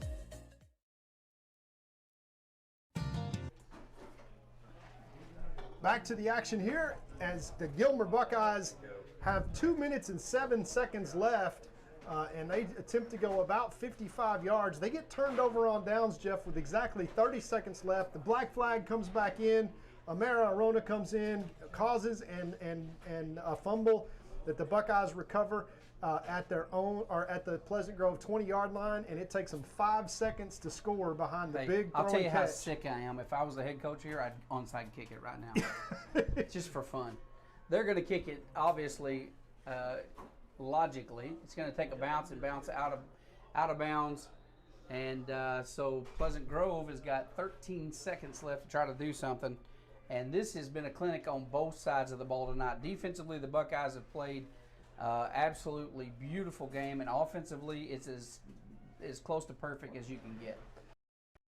Yeah, we're going to see. We've been bragging on the defense. They're going to make them re-kick, Jeff. This is interesting. This is something that you hardly ever see, where Pleasant Grove is going to try to get a big return here. That's their plan. That tells Coach Metzel flat out, hey. Now, see, this is where you do the onside This is where kick. you onside kick it right here. Are you going to make me re-kick it? I'm going to onside kick it. Or you're going to kick it deep, one of the two. They've only got 15 seconds. Go for getting the ball back.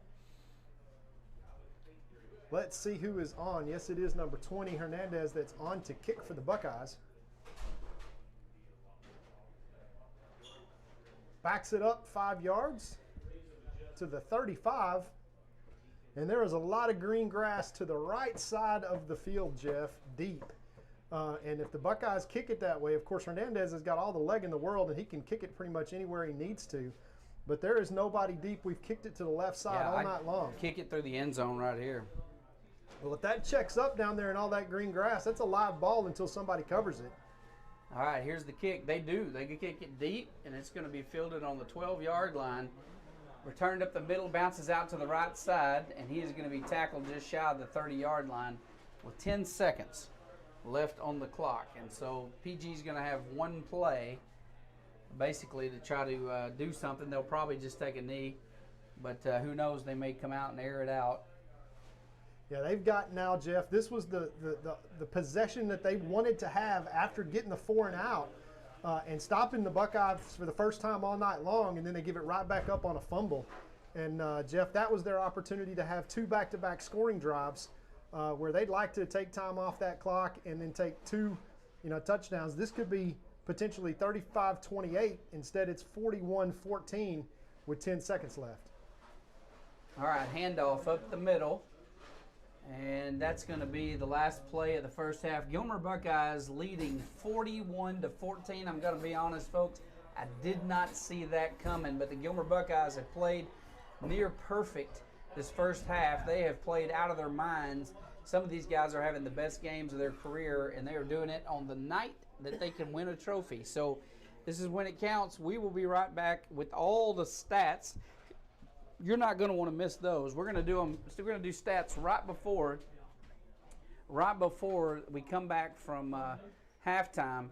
So about 28 minutes or so, we're going to be reading stats. So you're going to want to hear these. We'll be right back after halftime. When you're on the go and you've only got a minute, your Sefco store's got everything in it. From gas to groceries, you can find it right here. Aren't you glad there's a Sefco near? Day and night when you need the best. Sefco quality's as good as it gets. You find everything top of the line, and hometown service saving you time. Texans know when you're on the go, make it Sefco.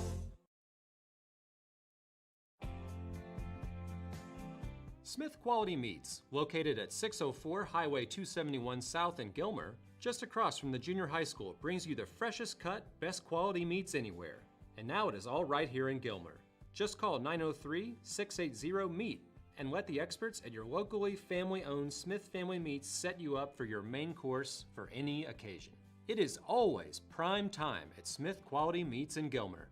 Call us at 903-680-MEAT And tell Mr. Smith what you need today, so everyone at your house is happy tonight.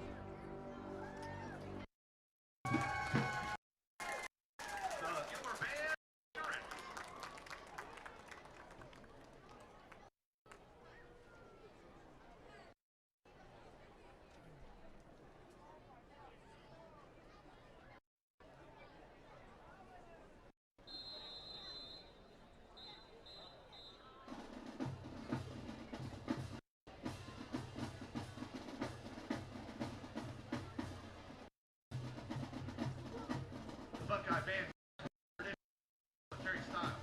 The band steps off to the Vienna Philharmonic Fanfare by Strauss. Great and Netter Triumphal Marches by Carl King.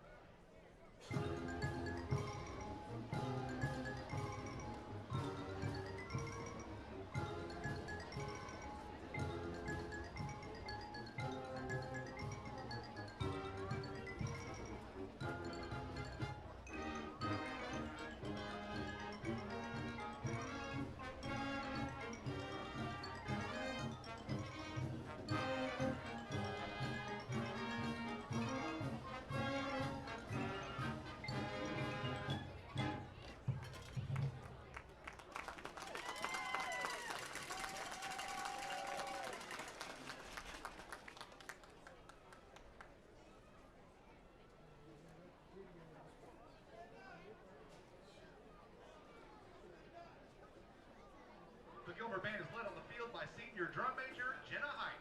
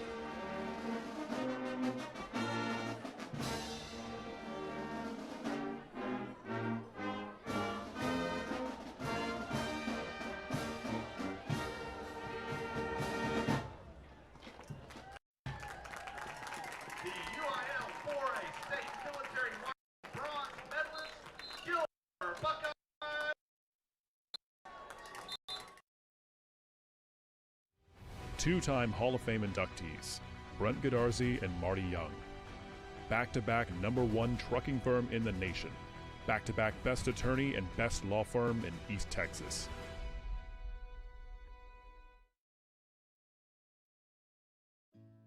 Crowley Funeral Home has been serving families in Gilmer since 1883. Funeral director and Gilmer High School graduate Troy Murray leads the professional staff at Crowley Funeral Home and is committed to providing dignified, respectful, and compassionate assistance to every family in their time of need. Crowley Funeral Home feels strongly about maintaining high standards of excellent service while still keeping prices affordable. At Crowley Funeral Home, we treat your family as our own. Gilmer National Bank is your hometown community bank, serving people in East Texas for over a century. We are your neighbors, friends, and partners in making this a great place to live. Our employees make us a special place to do business. We are there for you when you need us. Come by and see us and find out what makes people say, "That's my bank." Gilmer National Bank, an equal opportunity lender and member FDIC.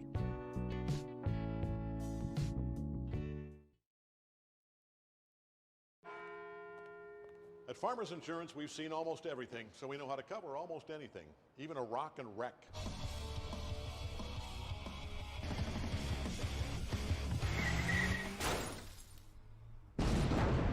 Yeah! He rocked and rolled right into it, but we covered it. At Farmers, we know a thing or two because we've seen a thing or two. We are farmers. Bum, bum, bum, bum, bum, bum.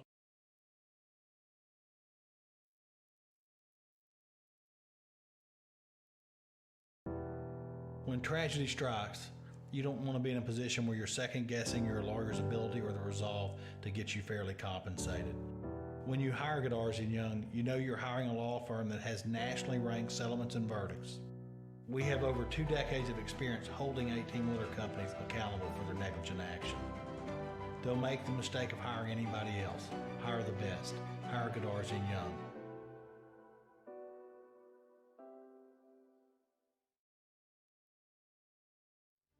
Extra, extra! Read all about tonight's game in Thursday's Gilmer Mirror, complete with pictures, coaches' comments, and a look at next week's opponent. The Gilmer Mirror has been serving the citizens of Upshur County since 1877. You know, reading the news online is fine, but there is nothing like physically picking up your hometown paper, turning the pages, and catching up on everything going on in our area. If you're not subscribing to the Gilmer Mirror, you're probably missing out. It's one of my favorite publications, and I know you'll love it too. The Gilmer Mirror, www.gilmermirror.com. Because of investments in our surrounding infrastructure, eTex offers advanced improvements in internet connections, service experience, and quality of life for our customers. The driving force for eTex has been to create a state-of-the-art company using both the latest technology and local expert technicians, people you know. And best of all, a certified support team that delivers quality support within hours, not days. eTex, local support from the team you trust.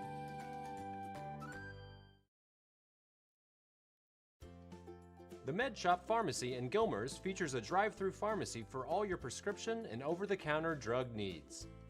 Place refills using our free phone app RX2Go or use our convenient auto refill line 24/7 at 903-680-2626. Stop by and see our unique gift items for all occasions or visit us on the web at gilmermedshop.com. And don't forget, the Med Shop is your flu shot and vaccine headquarters for the fall and winter season. The Med Shop Pharmacy, your friendly hometown pharmacy.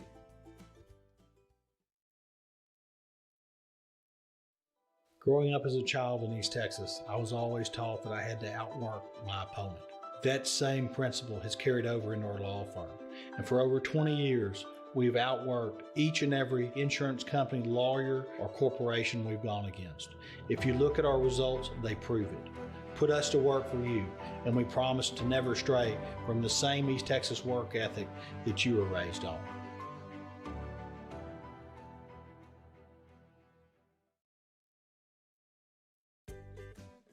Rowdy Creek Ranch, located on Highway 300 between Gilmer and Longview, is your destination for a world-class escape.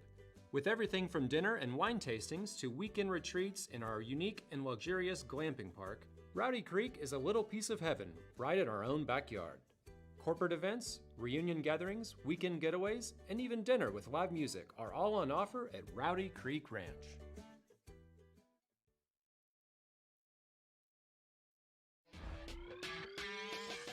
For all of your oil change and automotive service and maintenance needs, drop by Pit Stop Oil and Lube in Gilmer and take care of it with the fast, friendly, and full quality service. Pit Stop Oil and Lube is your hometown car care professional and can take care of anything your car needs to keep your vehicle running great and to keep you safe and satisfied. Conveniently located on Highway 271 North in Gilmer, if you need an oil change or inspection, make a pit stop at Pit Stop Oil and Lube.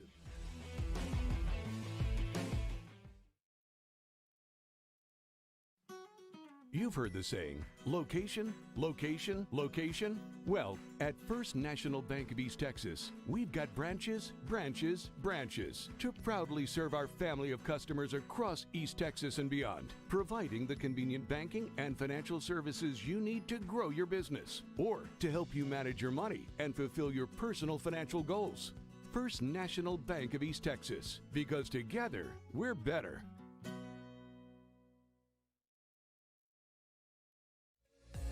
Please join Jeff Rash and Alan Metzel each Monday morning for the Gilmer Buckeyes Coaches Show. Every week, Jeff and Alan discuss elements of the program, speak with special guests, give player updates, review key plays from the prior week, and give insights on the opponent for the current week. As a fan, this is your chance to go into the locker room and behind the scenes. To view the Coaches Show, go to GilmerBuckeyes.com and click on the Coaches Show button. Go Buckeyes! When you're on the go and you've only got a minute, your Sefco store's got everything in it. From gas to groceries, you can find it right here. Aren't you glad there's a Sefco near? Day and night when you need the best, Sefco quality's as good as it gets. You find everything top of the line, and hometown service saving you time. Texans know when you're on the go, make it Sefco.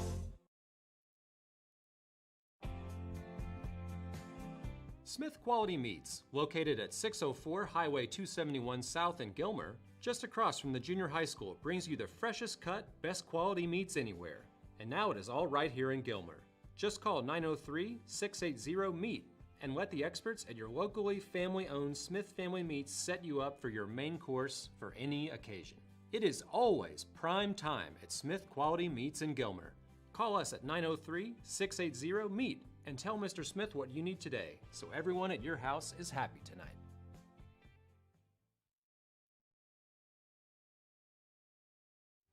Two-time Hall of Fame inductees, Brent Godarzi and Marty Young.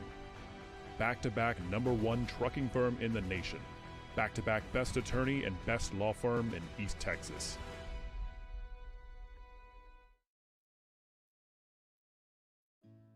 Crowley Funeral Home has been serving families in Gilmer since 1883. Funeral director and Gilmer High School graduate Troy Murray leads the professional staff at Crowley Funeral Home and is committed to providing dignified, respectful, and compassionate assistance to every family in their time of need. Crowley Funeral Home feels strongly about maintaining high standards of excellent service while still keeping prices affordable. At Crowley Funeral Home, we treat your family as our own. Gilmer National Bank is your hometown community bank, serving people in East Texas for over a century. We are your neighbors, friends, and partners in making this a great place to live. Our employees make us a special place to do business. We are there for you when you need us. Come by and see us and find out what makes people say, "That's my bank." Gilmer National Bank, an equal opportunity lender and member FDIC.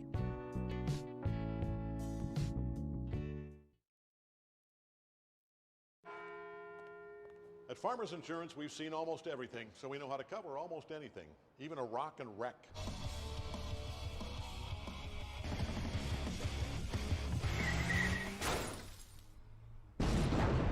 Yeah! rocked and rolled right into it, but we covered it. At Farmers, we know a thing or two because we've seen a thing or two. We are farmers. Bum, bum, bum, bum, bum, bum.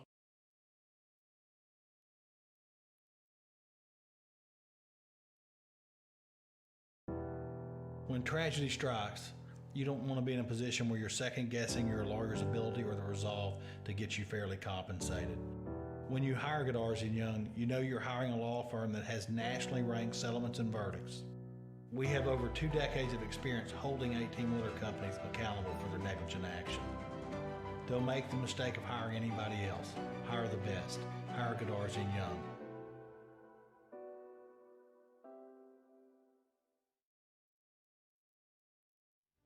Extra, extra! Read all about tonight's game in Thursday's Gilmer Mirror, complete with pictures, coaches' comments, and a look at next week's opponent. The Gilmer Mirror has been serving the citizens of Upshur County since 1877. You know, reading the news online is fine, but there is nothing like physically picking up your hometown paper, turning the pages, and catching up on everything going on in our area. If you're not subscribing to the Gilmer Mirror, you're probably missing out.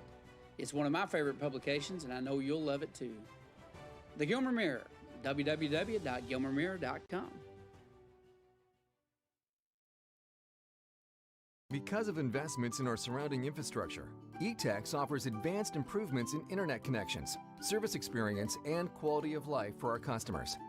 The driving force for eTex has been to create a state-of-the-art company using both the latest technology and local expert technicians, people you know.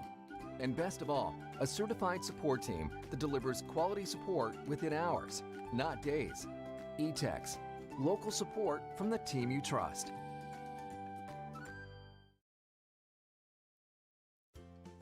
The Med Shop Pharmacy in Gilmer's features a drive-through pharmacy for all your prescription and over-the-counter drug needs.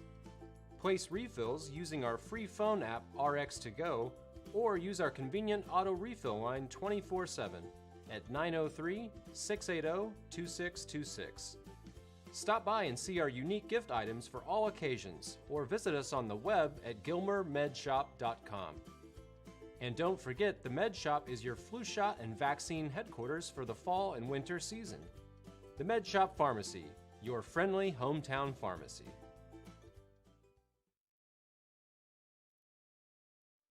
Growing up as a child in East Texas, I was always taught that I had to outwork my opponent. That same principle has carried over into our law firm. And for over 20 years, we've outworked each and every insurance company, lawyer, or corporation we've gone against. If you look at our results, they prove it. Put us to work for you, and we promise to never stray from the same East Texas work ethic that you were raised on.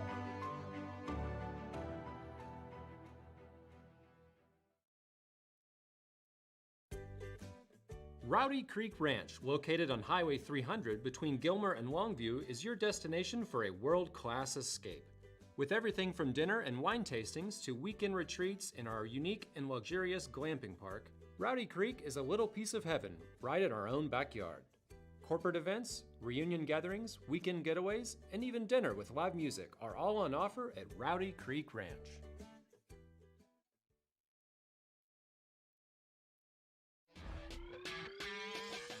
For all of your oil change and automotive service and maintenance needs, drop by Pit Stop Oil and Lube in Gilmer and take care of it with the fast, friendly, and full quality service. Pit Stop Oil and Lube is your hometown car care professional and can take care of anything your car needs to keep your vehicle running great and to keep you safe and satisfied. Conveniently located on Highway 271 North in Gilmer, if you need an oil change or inspection, make a pit stop at Pit Stop Oil and Lube.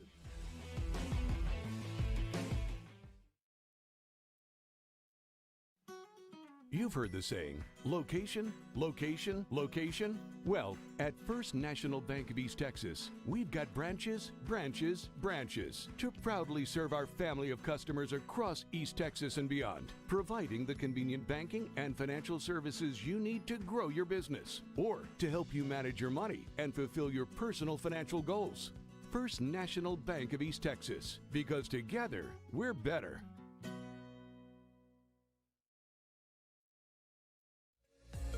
Please join Jeff Rash and Alan Metzel each Monday morning for the Gilmer Buckeyes Coaches Show. Every week, Jeff and Alan discuss elements of the program, speak with special guests, give player updates, review key plays from the prior week, and give insights on the opponent for the current week. As a fan, this is your chance to go into the locker room and behind the scenes. To view the Coaches Show, go to GilmerBuckeyes.com and click on the Coaches Show button.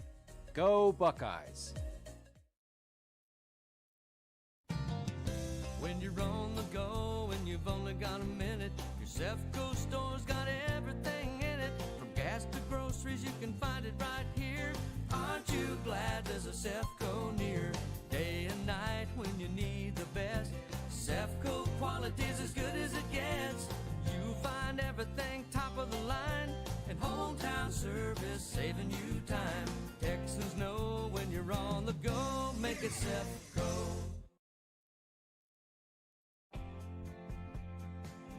Smith Quality Meats, located at 604 Highway 271 South in Gilmer, just across from the junior high school, brings you the freshest cut, best quality meats anywhere. And now it is all right here in Gilmer. Just call 903-680-MEAT and let the experts at your locally family-owned Smith Family Meats set you up for your main course for any occasion. It is always prime time at Smith Quality Meats in Gilmer. Call us at 903-680-MEAT and tell Mr. Smith what you need today, so everyone at your house is happy tonight.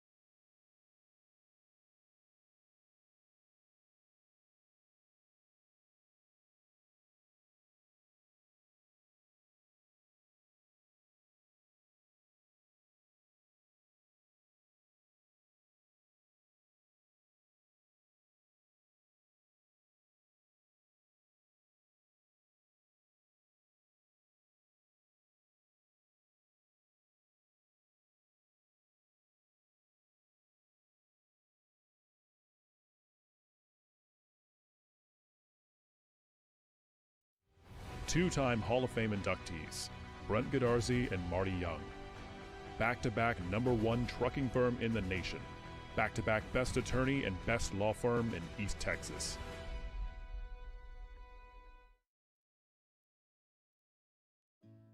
Crowley Funeral Home has been serving families in Gilmer since 1883.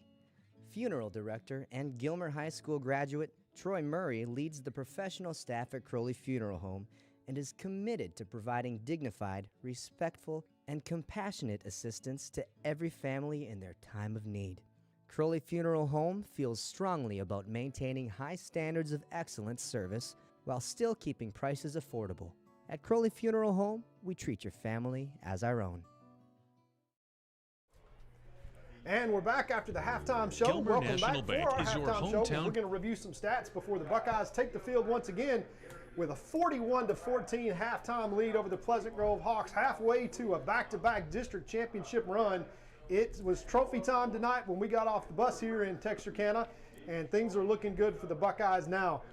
Jeff, we're going to jump over to statistics, and so far tonight, this explosion by the Buckeye fast break offense has just really been something, and this might even be, Jeff, one of those record-setting nights, as you know, with the district championship on the line, that Coach Metzel is going to keep his foot to the floor. All the starters will stay in this game and play all 4 quarters as we get ready for the playoff run. This may very well be a record-setting night for the Buckeyes. I remember 760 some odd yards last year against Atlanta in that Atlanta stadium, and we had a bunch of seniors that came up that were backups that were in, and they just continued to break off 60 and 70 yard runs to accidentally kind of get to that number. It will not be an accident tonight. Let's talk about some of the stats from the first half. Yeah, well, the most important stat is the fact that it's 41-14 right. At halftime. But I was texting Coach Metzel at halftime, and he's pretty excited about what his Buckeyes did there in the first half. And he should be, because not only is the score 41-14, but the stats are just absolutely staggering. The Buckeyes have done a great job. They rushed for 129 yards on 15 different attempts. As far as passing tonight, so far Tennyson's 21 for 26 for 282 yards.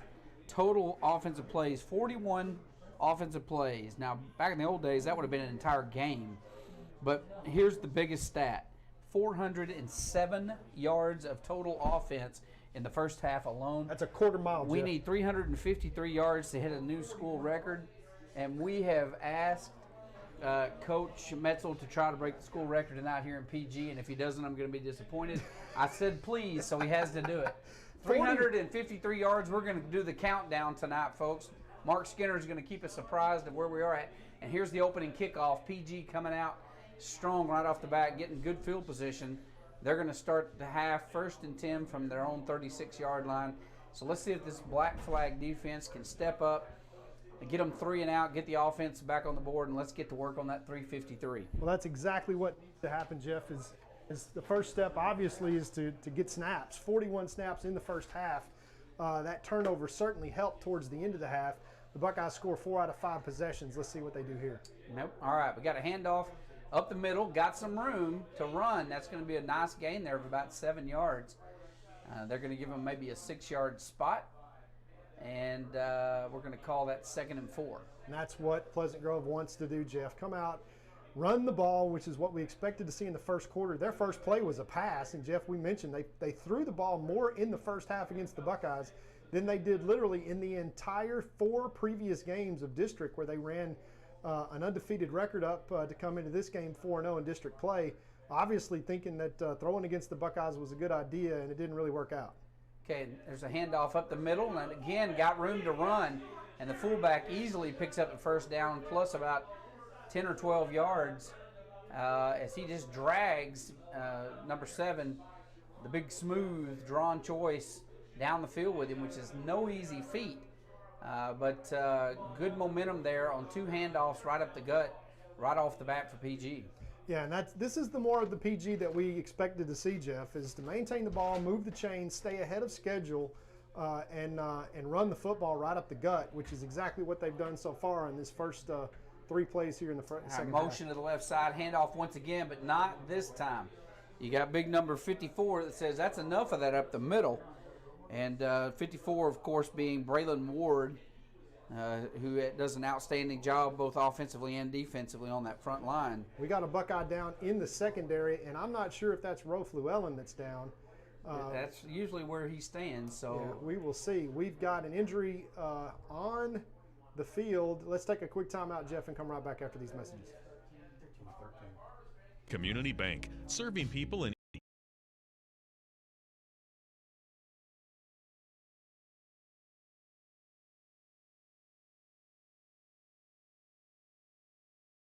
business. When you need us, come by Find out what makes people say, "That's my bank." Gilmer National Bank, an equal opportunity lender and member FDIC.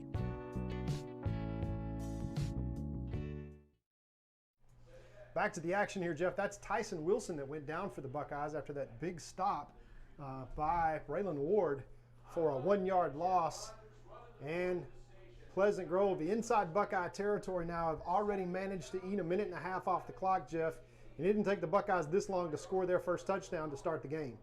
All right, drops back looking to pass, dumps one over the middle, and great hit there from the secondary by number 40, and causes that receiver to cough it up. And that number 40 for the Buckeyes, not on our list. I'm not sure who number 40 is out there.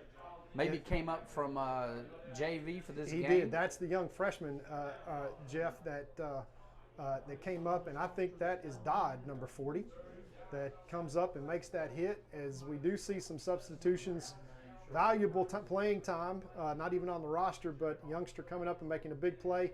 3rd and 11 now for Pleasant Grove. Maybe this is probably 4-down territory here too. All right, 3rd and 11, and they're going to call, looks like that's going to be a timeout, Pleasant Grove. As it's 3rd and 11, they'll take a timeout, so will we. We'll be right back. At Farmers Insurance, we've seen almost everything, so we know how to cover almost anything, even a rock and wreck.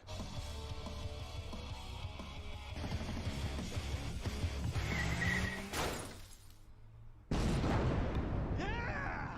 He rocked and rolled right into it, but we covered it. At Farmers, we know a thing or two because we've seen a thing or two. We are farmers. Bum, bum, bum, bum, bum, bum.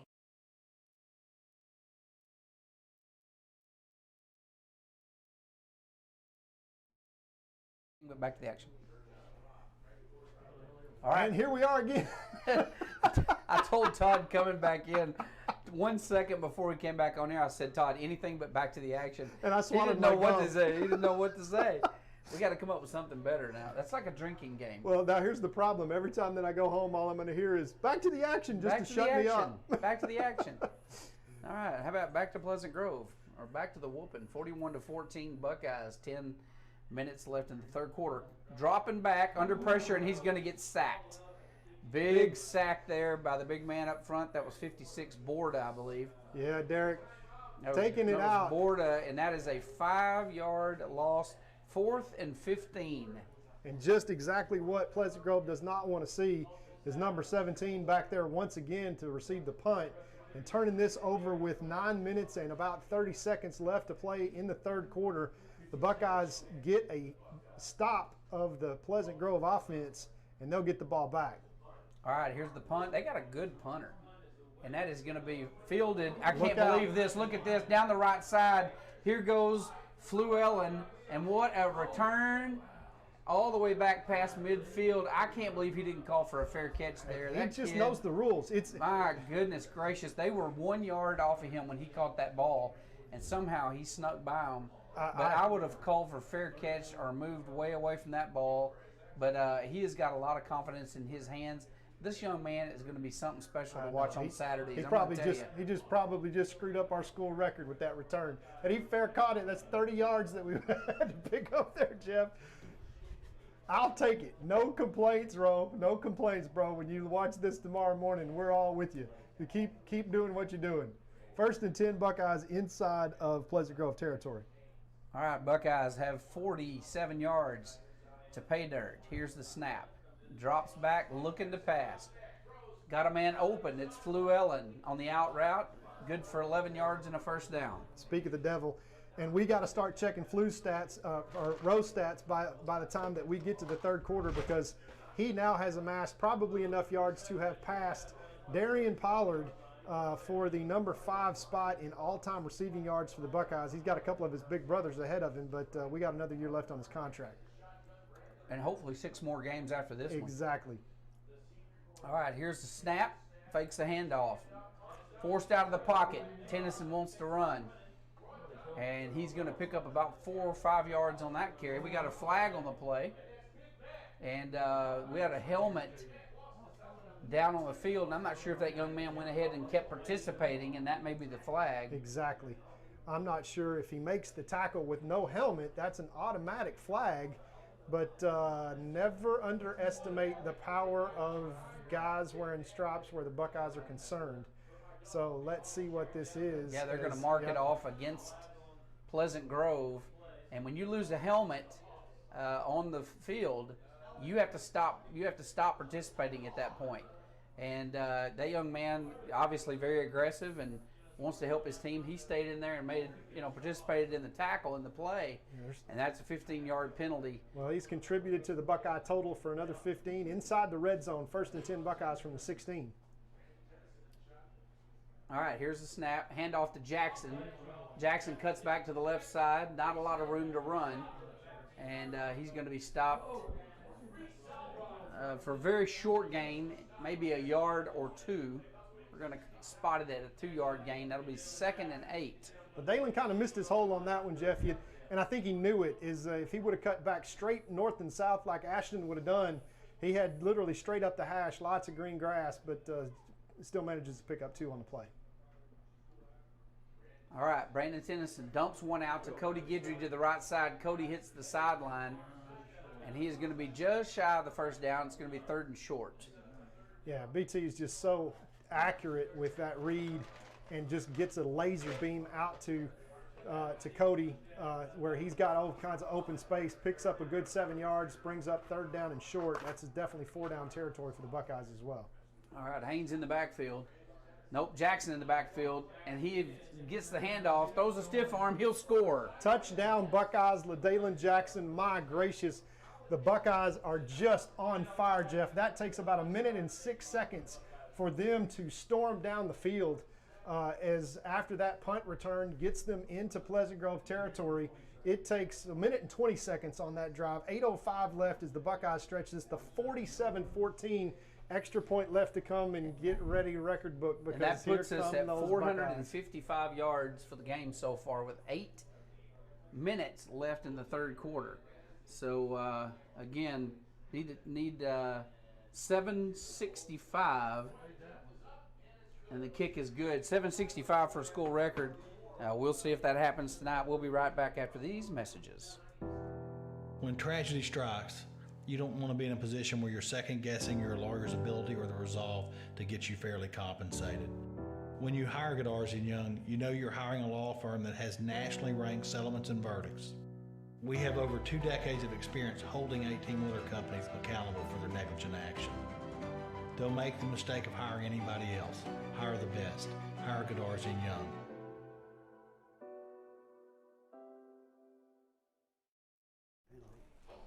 Okay, back to the football game. Back to the football game here in Pleasant Grove, where the Gilmer Buckeyes are now 48 and the Hawks are 14. Hey, Jeff, I got to tell you, we've been doing this for 20 years. Yeah. It took me 3 years to get over, let me tell you what. Yeah. You remember that phase that I went through in the we've all had phases. early 20 teens of let me tell you what. Yes. We were children when we began, so it's okay. We're still children. Now we act like children. Now no more back to the action. So That's right. You give me another complex. Yeah, we're gonna have to do something else. Here we go. Here is a high pooch kick to the left side. It's going to be fielded on the 24-yard line. Returned down the right side. Look at this. He's got a gap and nearly broke loose. And good thing number 52 is there to take him down, or he might have carried that one all the way back to the house. That was Seth Jordan that drug him down. And good field position there for Pleasant Grove as they get out across midfield to the 45 of the Buckeyes on a great return. Yeah, they've figured out that, Jeff, on that kick, that they're going to kick it. We're going to try to pin him to the sideline. The problem is nobody forced him out of bounds or forced him back to the inside. He literally ran straight up the sideline there, and that is about a 25-yard return into Buckeye territory. 1st and 10 Pleasant Grove now from the Buckeye 45. All right, here's the snap and little trap play, and it is met at the line of scrimmage there. Great play by Brown, number 25 there, who literally got that one from behind. Yeah, and Rockwell also there to drag him down. He didn't get anything on that, maybe a yard or two. Going to give him 2. It's 2nd and 8. I want you to look at something when we come back out. I want you to look at number 57 for the Pleasant Grove Hawks, Todd. He plays right tackle, and they've got a pretty big line except for the right tackle. The guy maybe is 170 pounds maybe. He actually is. All right. Here's the look at this, wide open up the middle. He is scampering for the end zone, and he is headed to the outside, and it looks like he's going to be drugged down on the 6-yard line. That is just another great run up the middle by the fullback. That's a dive play, Jeff, to the first man through, and really the Buckeyes don't see him or recognize him. He's 15 yards deep before anybody recognizes he's got the ball. Thank goodness that Will Blakely, with that 4.4 speed, runs him down from behind and manages to save a touchdown. 1st and goal now from the 6. As 2 big plays on this drive, starting with the long 25-yard return up the sideline, and then that big play setting up Pleasant Grove. 1st and goal from the Buckeye 6 with 7:11 left to play in the 3rd quarter. All right, here's a quick pitch out to number 15, who throws a nice juke, and got a flag on the play out there, but they're signaling touchdown, but there is a flag. Yeah, somebody tackled Matt Burton. So we're going to have to see that if that was a hold. That is really going to stink for Pleasant Grove. Is it's going to, instead of being a touchdown, it's going to back them up. Yeah, that's going to be a hold. That's more than likely, unless we did an unintentional face mask, that's going to be the call. That's exactly right, Jeff. That's dead on. I don't know if we reached out, but Matt Burton got tackled on the play, and it was the referee that threw that. That's holding. Yeah, I think the line judge is is throwing the signal. We haven't seen the referee yet. He's coming out to let us know it is a hold. That is a holding call against PG, so that's no touchdown. It's gonna back them up. Oh, and we got a personal foul, a chop block. The hold was declined, so that's gonna back up Pleasant Grove 15 yards. Wow. For the illegal chop block, which play. is 15-yard penalty, all the way now outside the 20-yard line. So the Buckeye defense gets a big flag that negates a touchdown. This is 1st and goal now, Jeff, from the 26 or the 21-yard line. Huge opportunity here for the Buckeyes. Obviously, this is 4-down territory, 7 minutes. If you're waiting on the potential school record from a defensive standpoint, you're rooting for a turnover here because Pleasant Grove can eat about 3 minutes of clock here. They got a fresh set of downs. All right, here's the snap. Quarterback rolls back, looking to pass, headed to the end zone, got one man, and what a great defensive play. Will Blakely goes up, looks back, throws his arm in the air, and that is just some good defense right there on Will Blakely. You can't play it any better. It's just that simple. You cannot play it any better. They try to go back to 15. That's the difference 16, is 16. Yeah, number 16 into the end zone. That's a well-placed pass, but that's just blanket coverage. And that's a good thing because I didn't think of that. It stops the clock with 7 minutes left. In the 3rd quarter, 2nd and goal now, as Pleasant Grove has got a whole lot of green grass to make up. They got to score in the next 3 plays, Jeff. All right, here comes that full tilt offense to the line of scrimmage. They're going to drop back, pass again, and he's going to be creamed as Matt Burton breaks through and just, as soon as he turns, he is wearing 300 pounds of Matt Burton all over him and just clobbers him. So remember, it is still 1st and goal, but the ball is going to be placed on the 28-yard line now. I mean, Child Protective Services may need to be called for what he just did to that offensive lineman. Remember, he's just a freshman. I know. It's just wrong for you to have that much weight. I mean, you got no chance. You literally come back and around to find your receiver, and all you see is 44. Anymore. Yeah. All right, here he's dropping back, pass once again, heavy pressure. Oh, batted away by the number 30 over there for the Buckeyes. What a outstanding play there by Joseph Clark. Yeah, and that was a good thing because that was a screen pass they had absolutely set up. All kinds of green grass. So once again, now it's 4th down and goal. Pleasant Grove, no choice but to go for it here. They can maybe try to quick kick it. I don't know what good it's going to do except for give the Buckeyes more stats. They're going to go for it 48-14. I mean, what do you have to lose at this point? Well, you throw it up and hope for a pass interference or something like that with 4th down. Yeah, they're going to go for the end zone here. So watch the Buckeyes. They're going to put some serious heat. I wouldn't be surprised if they send a blitz here because they know they're going deep. They know they're going to try to get to the end zone. Look at this. They're going to be wearing Buckeyes here in just a second. Here they come, dropping back, looking to pass. He's forced out of the pocket, wants to run. He's going to be sacked. And that's just big 44 is just, I'm sorry, he is too big of a force. There is just nothing that you can do. The black flag bows its neck, stands up. It's half a quarter doing it, Jeff. So they have robbed the Buckeyes of a lot of possessions. It doesn't take them long to get rolling. But we're the back big on the challenge track counter here now for yards. The big challenge here, Todd, is going to be how's Pleasant Grove going to keep Gilmer from hanging over 60 points on them. I don't see how you stop mean, you're them. 48 points. You're I can tell a couple of scores away from that, and I don't care what string you put in here on the Buckeyes, they're going to get 2 more touchdowns. Yeah, the starters are going to play 4 straight quarters. I mean, the Gilmer is getting ready for the playoffs now.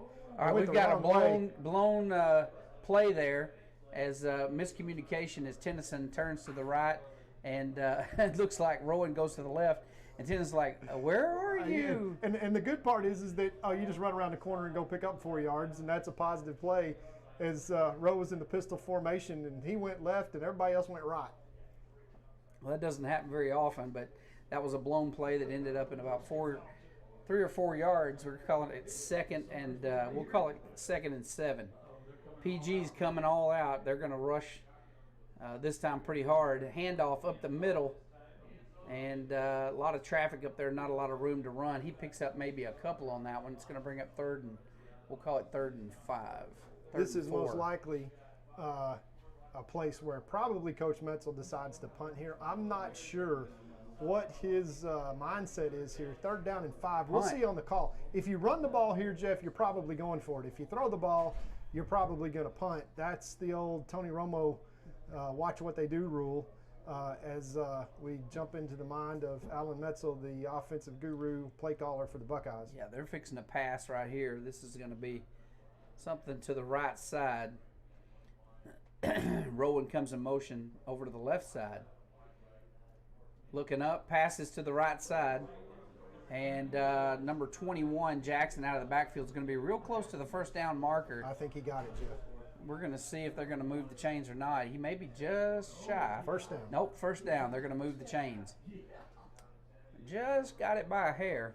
That's good play calling to isolate LaDalen out there. Athlete, let him do what he does. He breaks 1 tackle, picks up the 1st down, 1st and 10 for the Buckeyes. Now from their own 39, 5:11 left to play here in this 3rd quarter as the Buckeyes go empty. All right, 2 receivers to the right, 2 to the left. Empty backfield.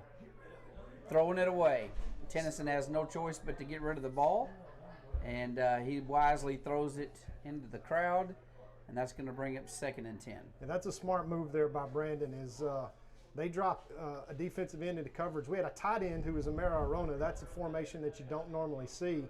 As Cade Bowman now comes in to the lineup, and the Buckeyes are actively substituting a lot of receivers now, Jeff, but still trying to keep their foot on the gas. As you see, Kendall Jackson and Cade Bowman both into the game on the left-hand wide side of the field, and they're not normally, your starters, so to speak, but they are still in rhythm. All right, drops back, looking to pass, dumps a quick one to number 21 Jackson, who I thought he was going to be able to stay on his feet. Yeah, he was fixing to take off, and they blew the whistle and said, nope, your knee hit the ground. So that's a 3-yard pickup, and boy, if his knee hadn't touched the ground, he was about to sprint down the sideline. He had room to go for a long time. They bring Rowan all the way in motion to the wide side of the field and draw the coverage that way and come back to LaDalen Jackson, number 21, in the flat. He just didn't quite have enough room out there on the boundary, Jeff, and he dodged 1 tackler but managed to get him out of bounds. As you said, knee hit the ground, brings up 3rd down and 7 now for the Buckeye offense. Rowan Flewellen goes out into motion. He is now the wide receiver, and that is a bullet fired to him at the 50-yard line. He's saying he caught it. Referee says, no, you didn't. That's going to bring up 4th down and 8. Yeah, so Buckeyes are going to come punt. Yeah, we'll punt the football for the first time all night, Jeff. 48-14, Buckeyes lead. 4:17 in the 3rd quarter so far. Nobody has scored in this 3rd quarter. Young sophomore number 15 is back to return this punt. We got Cody Guidry back to punt. He's probably going to rugby style this to the right-hand side of the field, as we've got breaking the huddle with 12 men and a flag down, and that 4th down is going, and 4th and 7 is going to turn into 4th down and 14. No, we waved off the flag as Landon Watson faked us all out as he ran off the field. He's the 11th man, so he is supposed to be on the field. As we're going to kick it, I think, out here to the left side of the field. They were coming on pretty hot, but Cody gets off a punt. And I don't know if that hit Will Blakely or not. It looked like it did. He tried to dodge the ball as it came down. That's a good punt down inside the 20 to the 19-yard line. And so Pleasant Grove, with 3:53 left to play in the third quarter, is going to bring it out, try to get the ball moving down the field. They had a touchdown, but because of the penalty, ended up losing that opportunity, and it remains 48-14.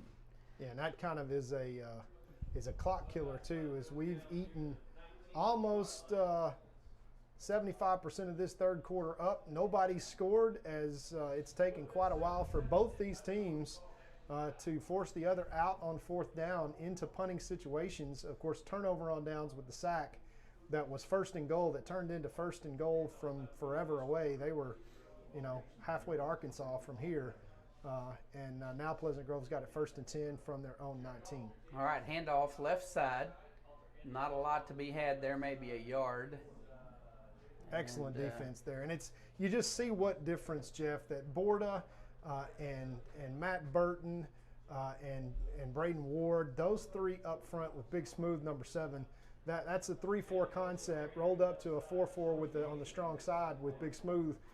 And that is a lot of beef for a 4A you do, and right now you also have Andrew Parker up there on the defensive line over on the right side. Yeah, you got a ton of meat to eat up blocks, and to let Hernandez and 24 Brown hunt from the linebacker position. All right, they fake a quick pitch, turn around, throw a fly pattern down the sideline, and they threw that almost to the crowd on the Gilmer side. It was way out of bounds, completely uncatchable. And that brings up 3rd and 9. And stops the clock, Jeff. So 3:06 left to play with an incomplete pass. So Pleasant Grove probably have a hard time scoring 48 points in a full game. They've got a quarter and 3 minutes. So they've got 15 minutes left to try to get that done. And that's tough for them. Quick pitch, just missed it. Matt Burton missed an opportunity for a loss of yard. And instead they pick up a big run there of about 14 yards and a 1st down. Yeah, that's just a pitch to the wide side of the field. As number 22 ran out of his shoe. But he ran away from Matt Borden, as you said, or from Matt Burton, as you said, Jeff. And that is who's got to make that tackle. And it's not like he hadn't done enough for tonight with his hands on his hips, but that is an elusive running back to try to bring down one-on-one in space, and he didn't get it done. All right, handoff. Once again, very effective. That first back through handoff, and that's a 15-yard gain right from the get-go. That number 25 tonight has put several yards up right off the back. I mean, that is just the first man through, and they are effectively blocking that. And that's been most of their yardage tonight so far on the ground. Yeah, what happens, Jeff, is they get the linebacker Hernandez to flow, and then they hand the ball off to the first man. They just basically trap the guard there, and he's through the line of scrimmage before anybody really knows what's going on. 1st down once again for Pleasant Grove. Okay, Halter down the field, sideline. He's got a man open. They catch it, and they're going to drag him down on the 5. But that is just Caden Tennyson on the coverage, and he just got behind him by 5 yards, and Caden uses his speed to come drag him down, and he is getting up slow as he was drugged down and in an uncomfortable fashion, we'll say, pretty violently there by Caden Tennyson. Yeah, Caden he's got Caden outweighed by about 65 pounds. He's just trying to catch him and then just jump on and ride all he can to try to ride him down. I don't think that is a horse collar penalty, because he just grabs him around the neck more than he does around from the shoulder pad. So I don't know what this call is going to be. That looked clean. Yeah, he pulls him backwards, which is, potentially, that is a horse collar call. Yeah, that'll be half the distance to the goal, because obviously they're on the 5-yard line. Yeah, they had Caden burned on that one, so there's nothing you can do except catch up and hang on, which is exactly what the young freshman does. Of course, he promptly gets pulled out of the game, and it's a teaching moment for the young freshman. But once again, Jeff, deja vu, 1st and goal from the 5. This is exactly where Pleasant Grove was when they got the penalty that backed them up, and it looks like Pleasant Grove is going to have a second shot at it here in the 3rd quarter. Watch that number 25 again. Nope, they're going to quarterback keeper, and he might have picked up half a yard there as he goes through on the quarterback sneak on the left side. Matt Burton comes from his left tackle position, chases down the quarterback from behind and drops him down at the 2-yard line, as once again the Buckeye Black Flag defense saying, hey, you know, we just got to keep playing another play. Anything can happen. That chop block penalty the last trip down here for the Buckeyes backed up Pleasant Grove a full 15 yards and really blew up their chance at 1st and goal from the 5. Now they got 2nd and goal from the 3, and let's see what the call is here. They're probably going to try to keep something quick hitter on the ground, maybe even Watch the quarterback. number 25 here again. And now they didn't get the play off, and they got a timeout by Pleasant Grove because the play clock had gone all the way to 0. 1:05 left to play here in the 3rd quarter. 48-14, Buckeyes lead, but Pleasant Grove driving. We'll be right back after this. Extra, extra. Read all about tonight's game in Thursday's Gilmer Mirror, complete with pictures, coaches' comments, and a look at next week's opponent. The Gilmer Mirror has been serving the citizens of Upshur County since 1877. You know, reading the news online is fine, but there is nothing like physically picking up your hometown paper, turning the pages, and catching up on everything going on in our area. If you're not subscribing to the Gilmer Mirror, you're probably missing out. It's one of my favorite publications, and I know you'll love it too. The Gilmer Mirror, www.gilmermirror.com.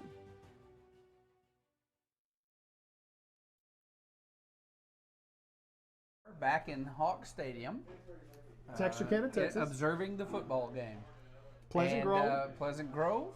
48-14, Buckeyes lead with 1:05 left in the 3rd quarter, but Pleasant Grove got a 2nd down and goal from their own, from the Buckeye 2-yard line.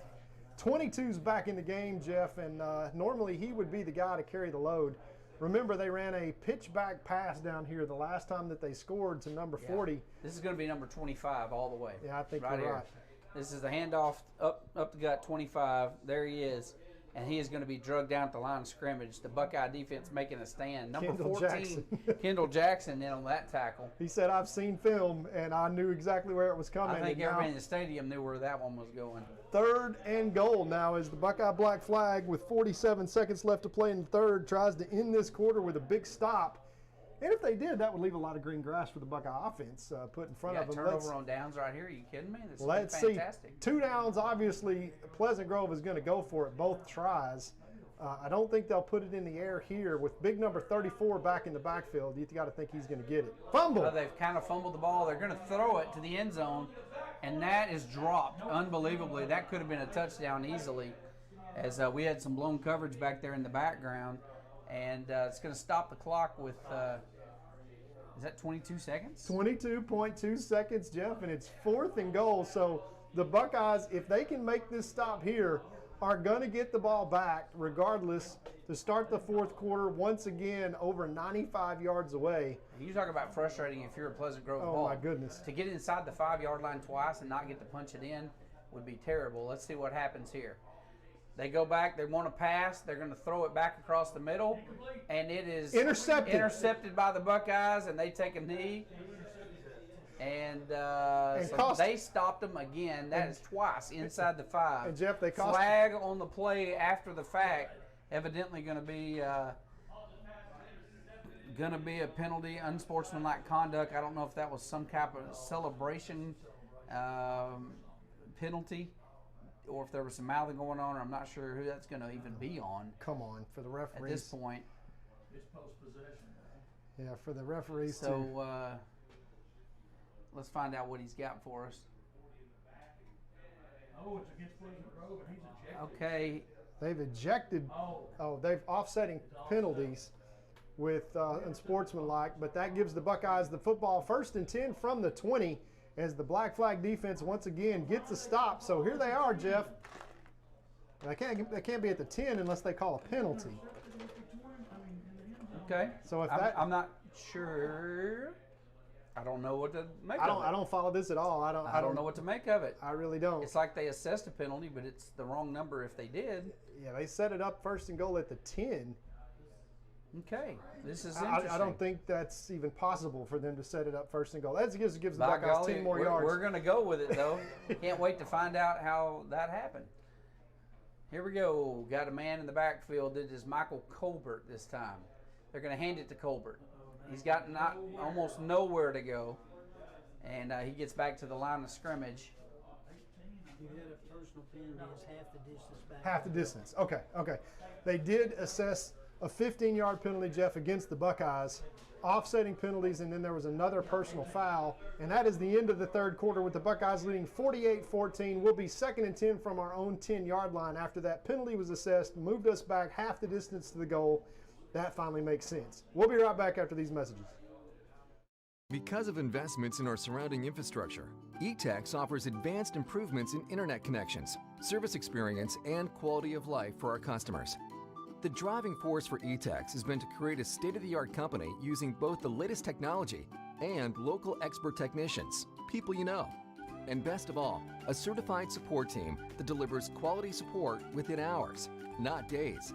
eTex, local support from the team you trust.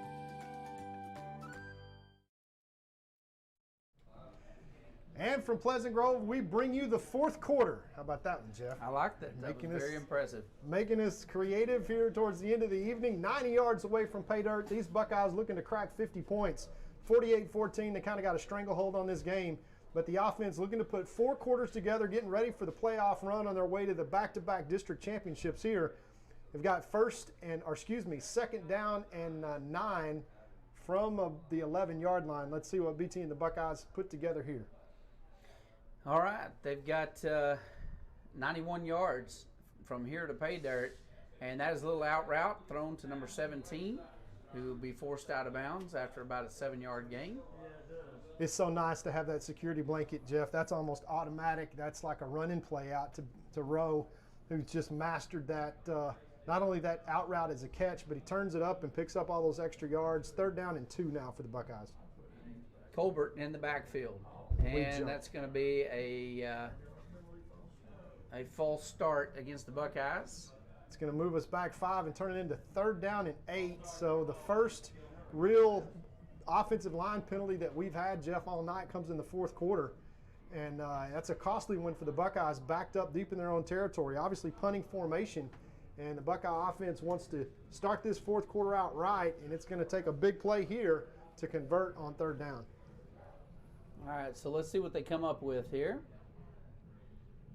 Looking to his right side, goes way down the field, got Rowan open for a big gain all the way across midfield to the 45-yard line of the Hawks, and Rowan's upset that he lost his footing. Yeah, Rowe, if he misjudged it because it is a perfectly thrown ball. Rowe thinks he's going to have to wait on it, and so he slows down a little bit and realizes, uh-oh, BT hit me in stride on that one, and he tries to accelerate and gets out over his skis and cannot complete it because that was going to be a 90-yard touchdown pass. But nevertheless, 1st and 10 Buckeyes from the Pleasant Grove 45.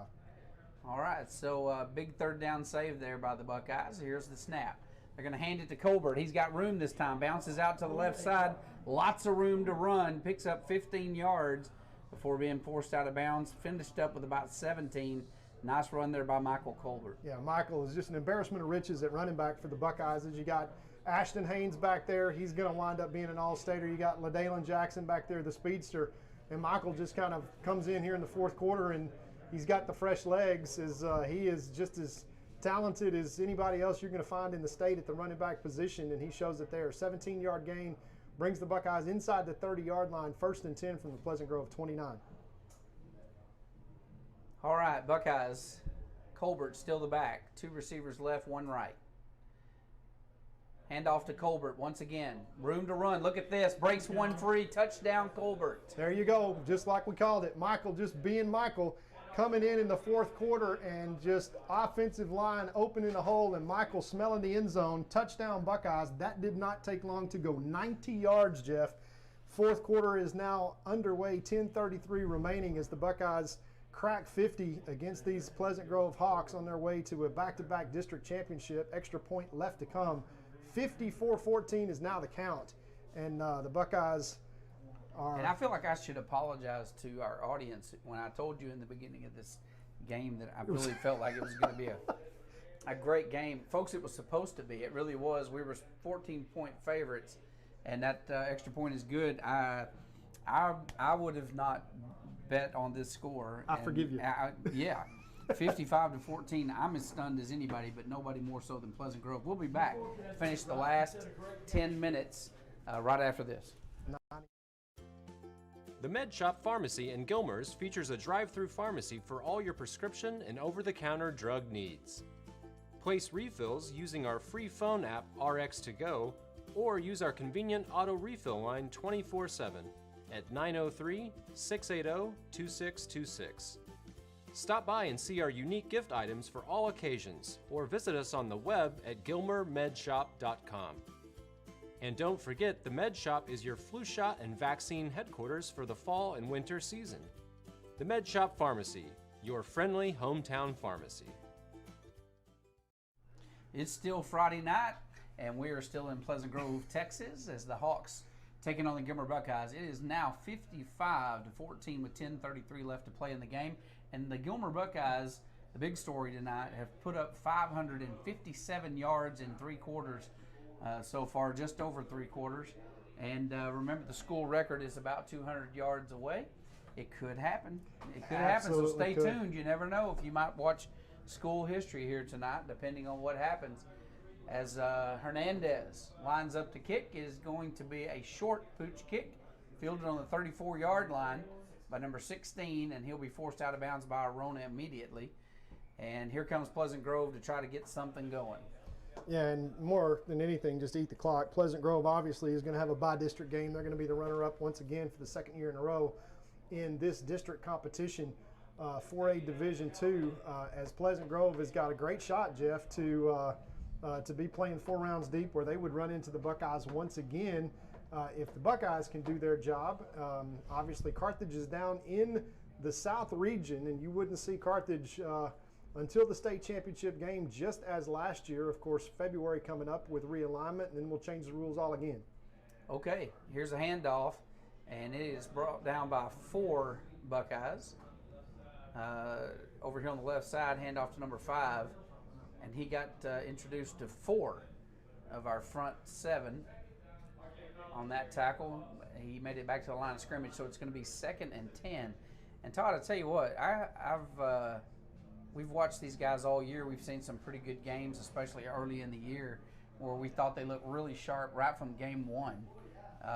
There wasn't a slow start to the game, but boy, they have never looked more crisp than they have tonight. Handoff once again, and just immediately met by 56 Borda, and here comes the rest of his buddies to drop a loss of a yard.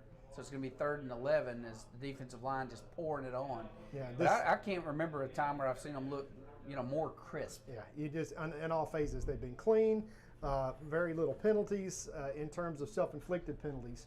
The penalties that you've seen have been kind of hustle penalties. Obviously, emotional, playing for the district championship. This is Pleasant Grove. This calendar our date's been circled on the calendar for a long time. All right, handoff once again up the middle. And he is good for about 4 or 5 yards on that carry. It's going to bring up 4th down and 5. Let's see what the coach decides to do here, as I think they will go in here and punt this ball. 4th down and 5. Otherwise, you look for some kind of a trick play with Jackson coming in at the tight end position. 4th and 5. They act like they're going to call a play here. I mean, what are you going to do? You got 8 minutes left in the game. You're down 55-14, you might as well go for it. And they are. They're dropping back to pass. Got people in his face, and that's going to be, he's forced to throw it before he wants to. It's incomplete.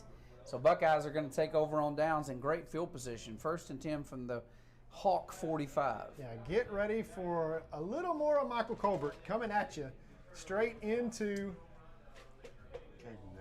Caden's in at quarterback. So that is going to be calling off the dogs. That's not calling off the dogs. Well, yeah, really.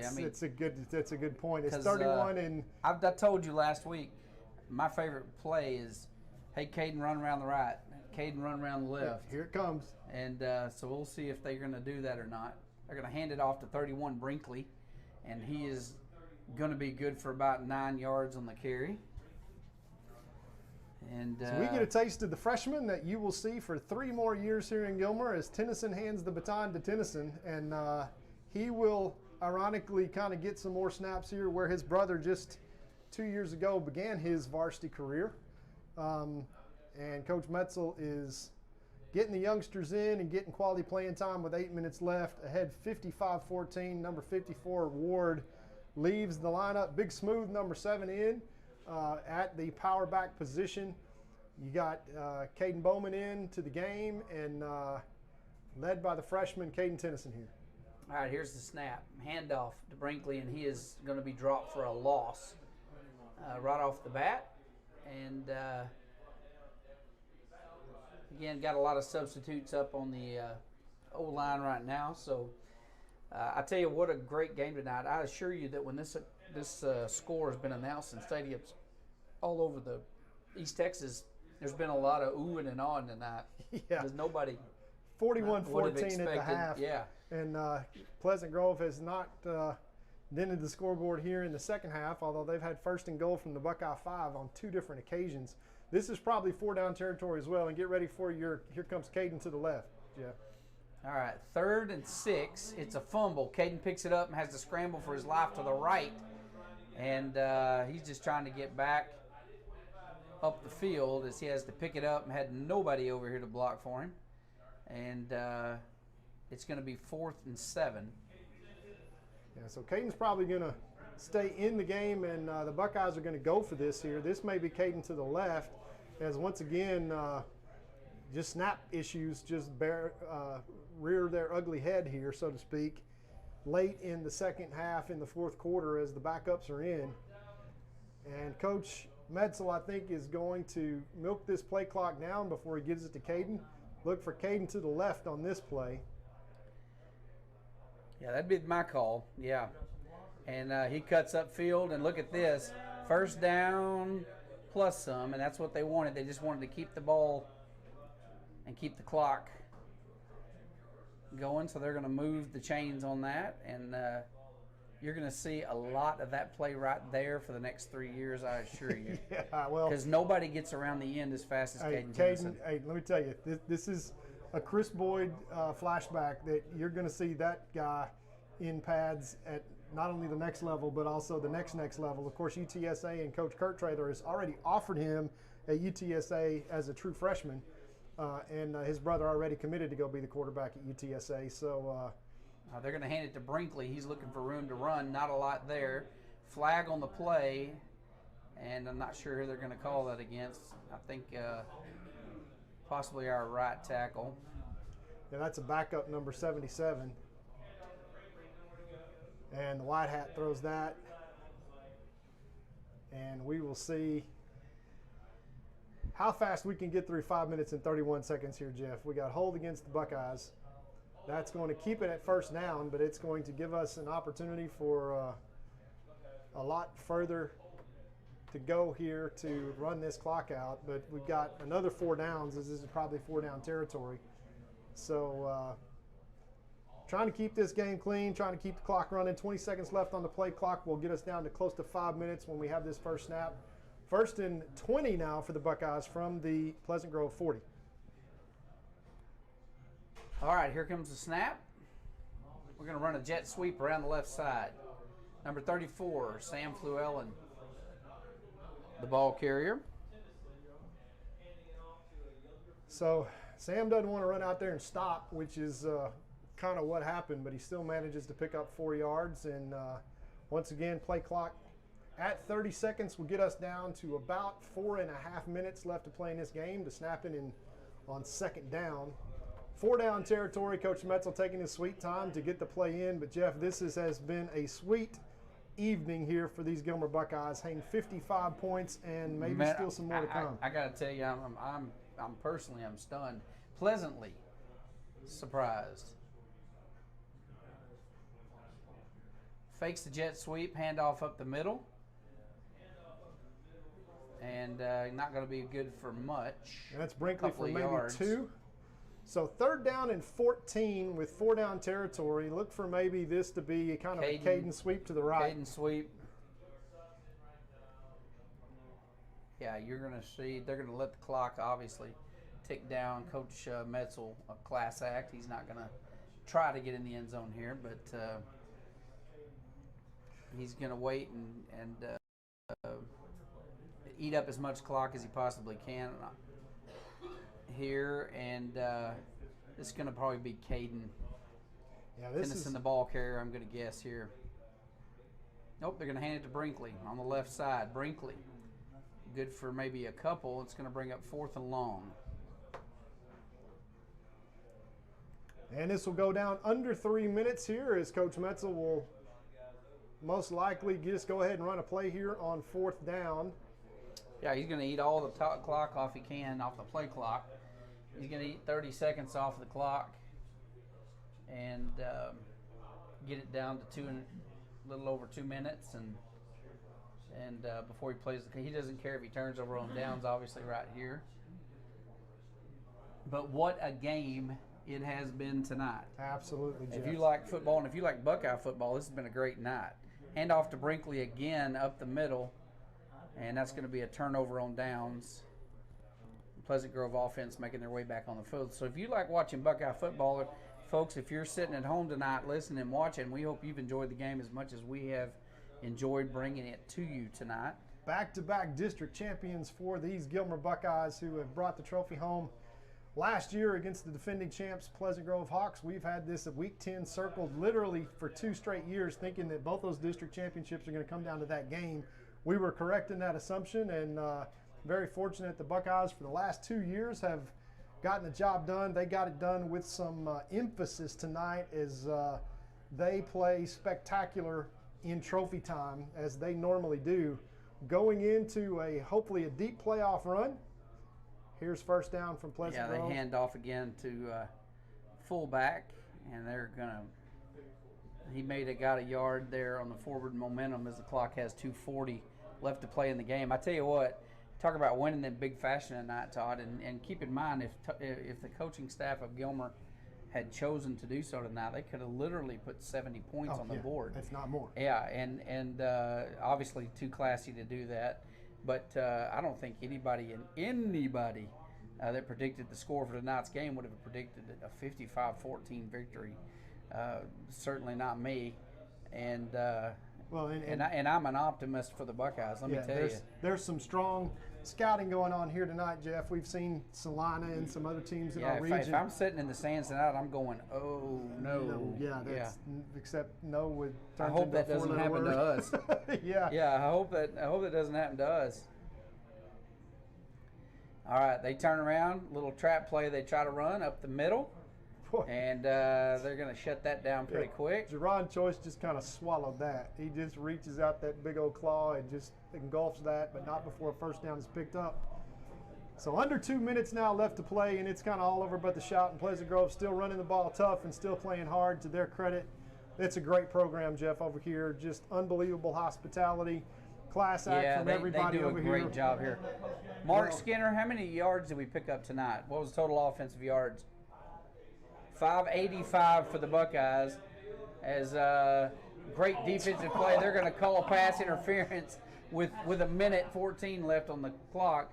Cade Bowman just does a great job. I'm sorry, that was perfect defense. Cade, if you watch this tomorrow, just know that was a great job, young man. And that was good defense. It was textbook.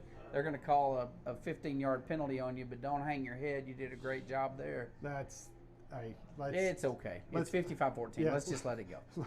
Let's get this one over with and keep everybody healthy. And let's just let it go. But I do want to say, Cade, that was good defense. Yeah, that was about as well as you could play it, knock it away, and let's hope that we don't get those kind of looks in the playoff game.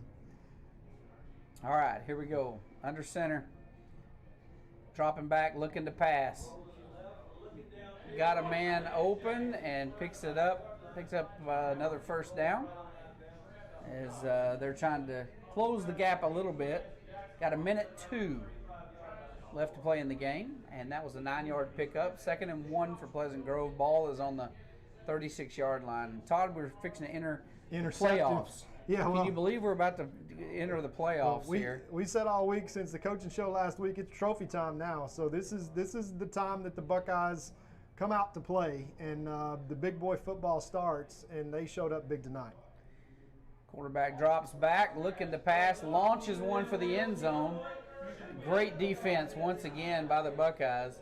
That was Cade once again, and that was just 2 great jobs by Cade Bowman. Great coverage there. He's single coverage, and he makes he's the play getting on it the done, ball, man. and he singles up out there and just goes and makes the play on the ball. Yeah. That's as clean as you can imagine it. He's doing a good job.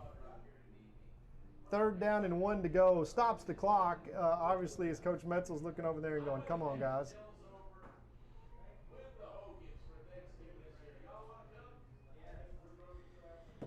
And 56 seconds left to play. It's 3rd and 1.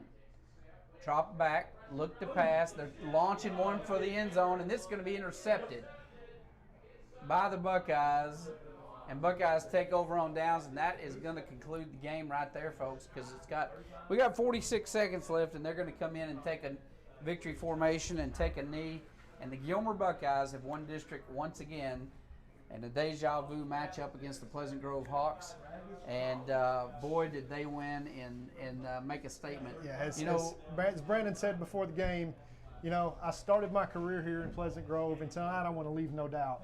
And I got to tell you, BT, no doubt, brother. There's no doubt that, and it's going to be about BT and this senior group who started this odyssey last year against all odds, and that should be the last play of the game.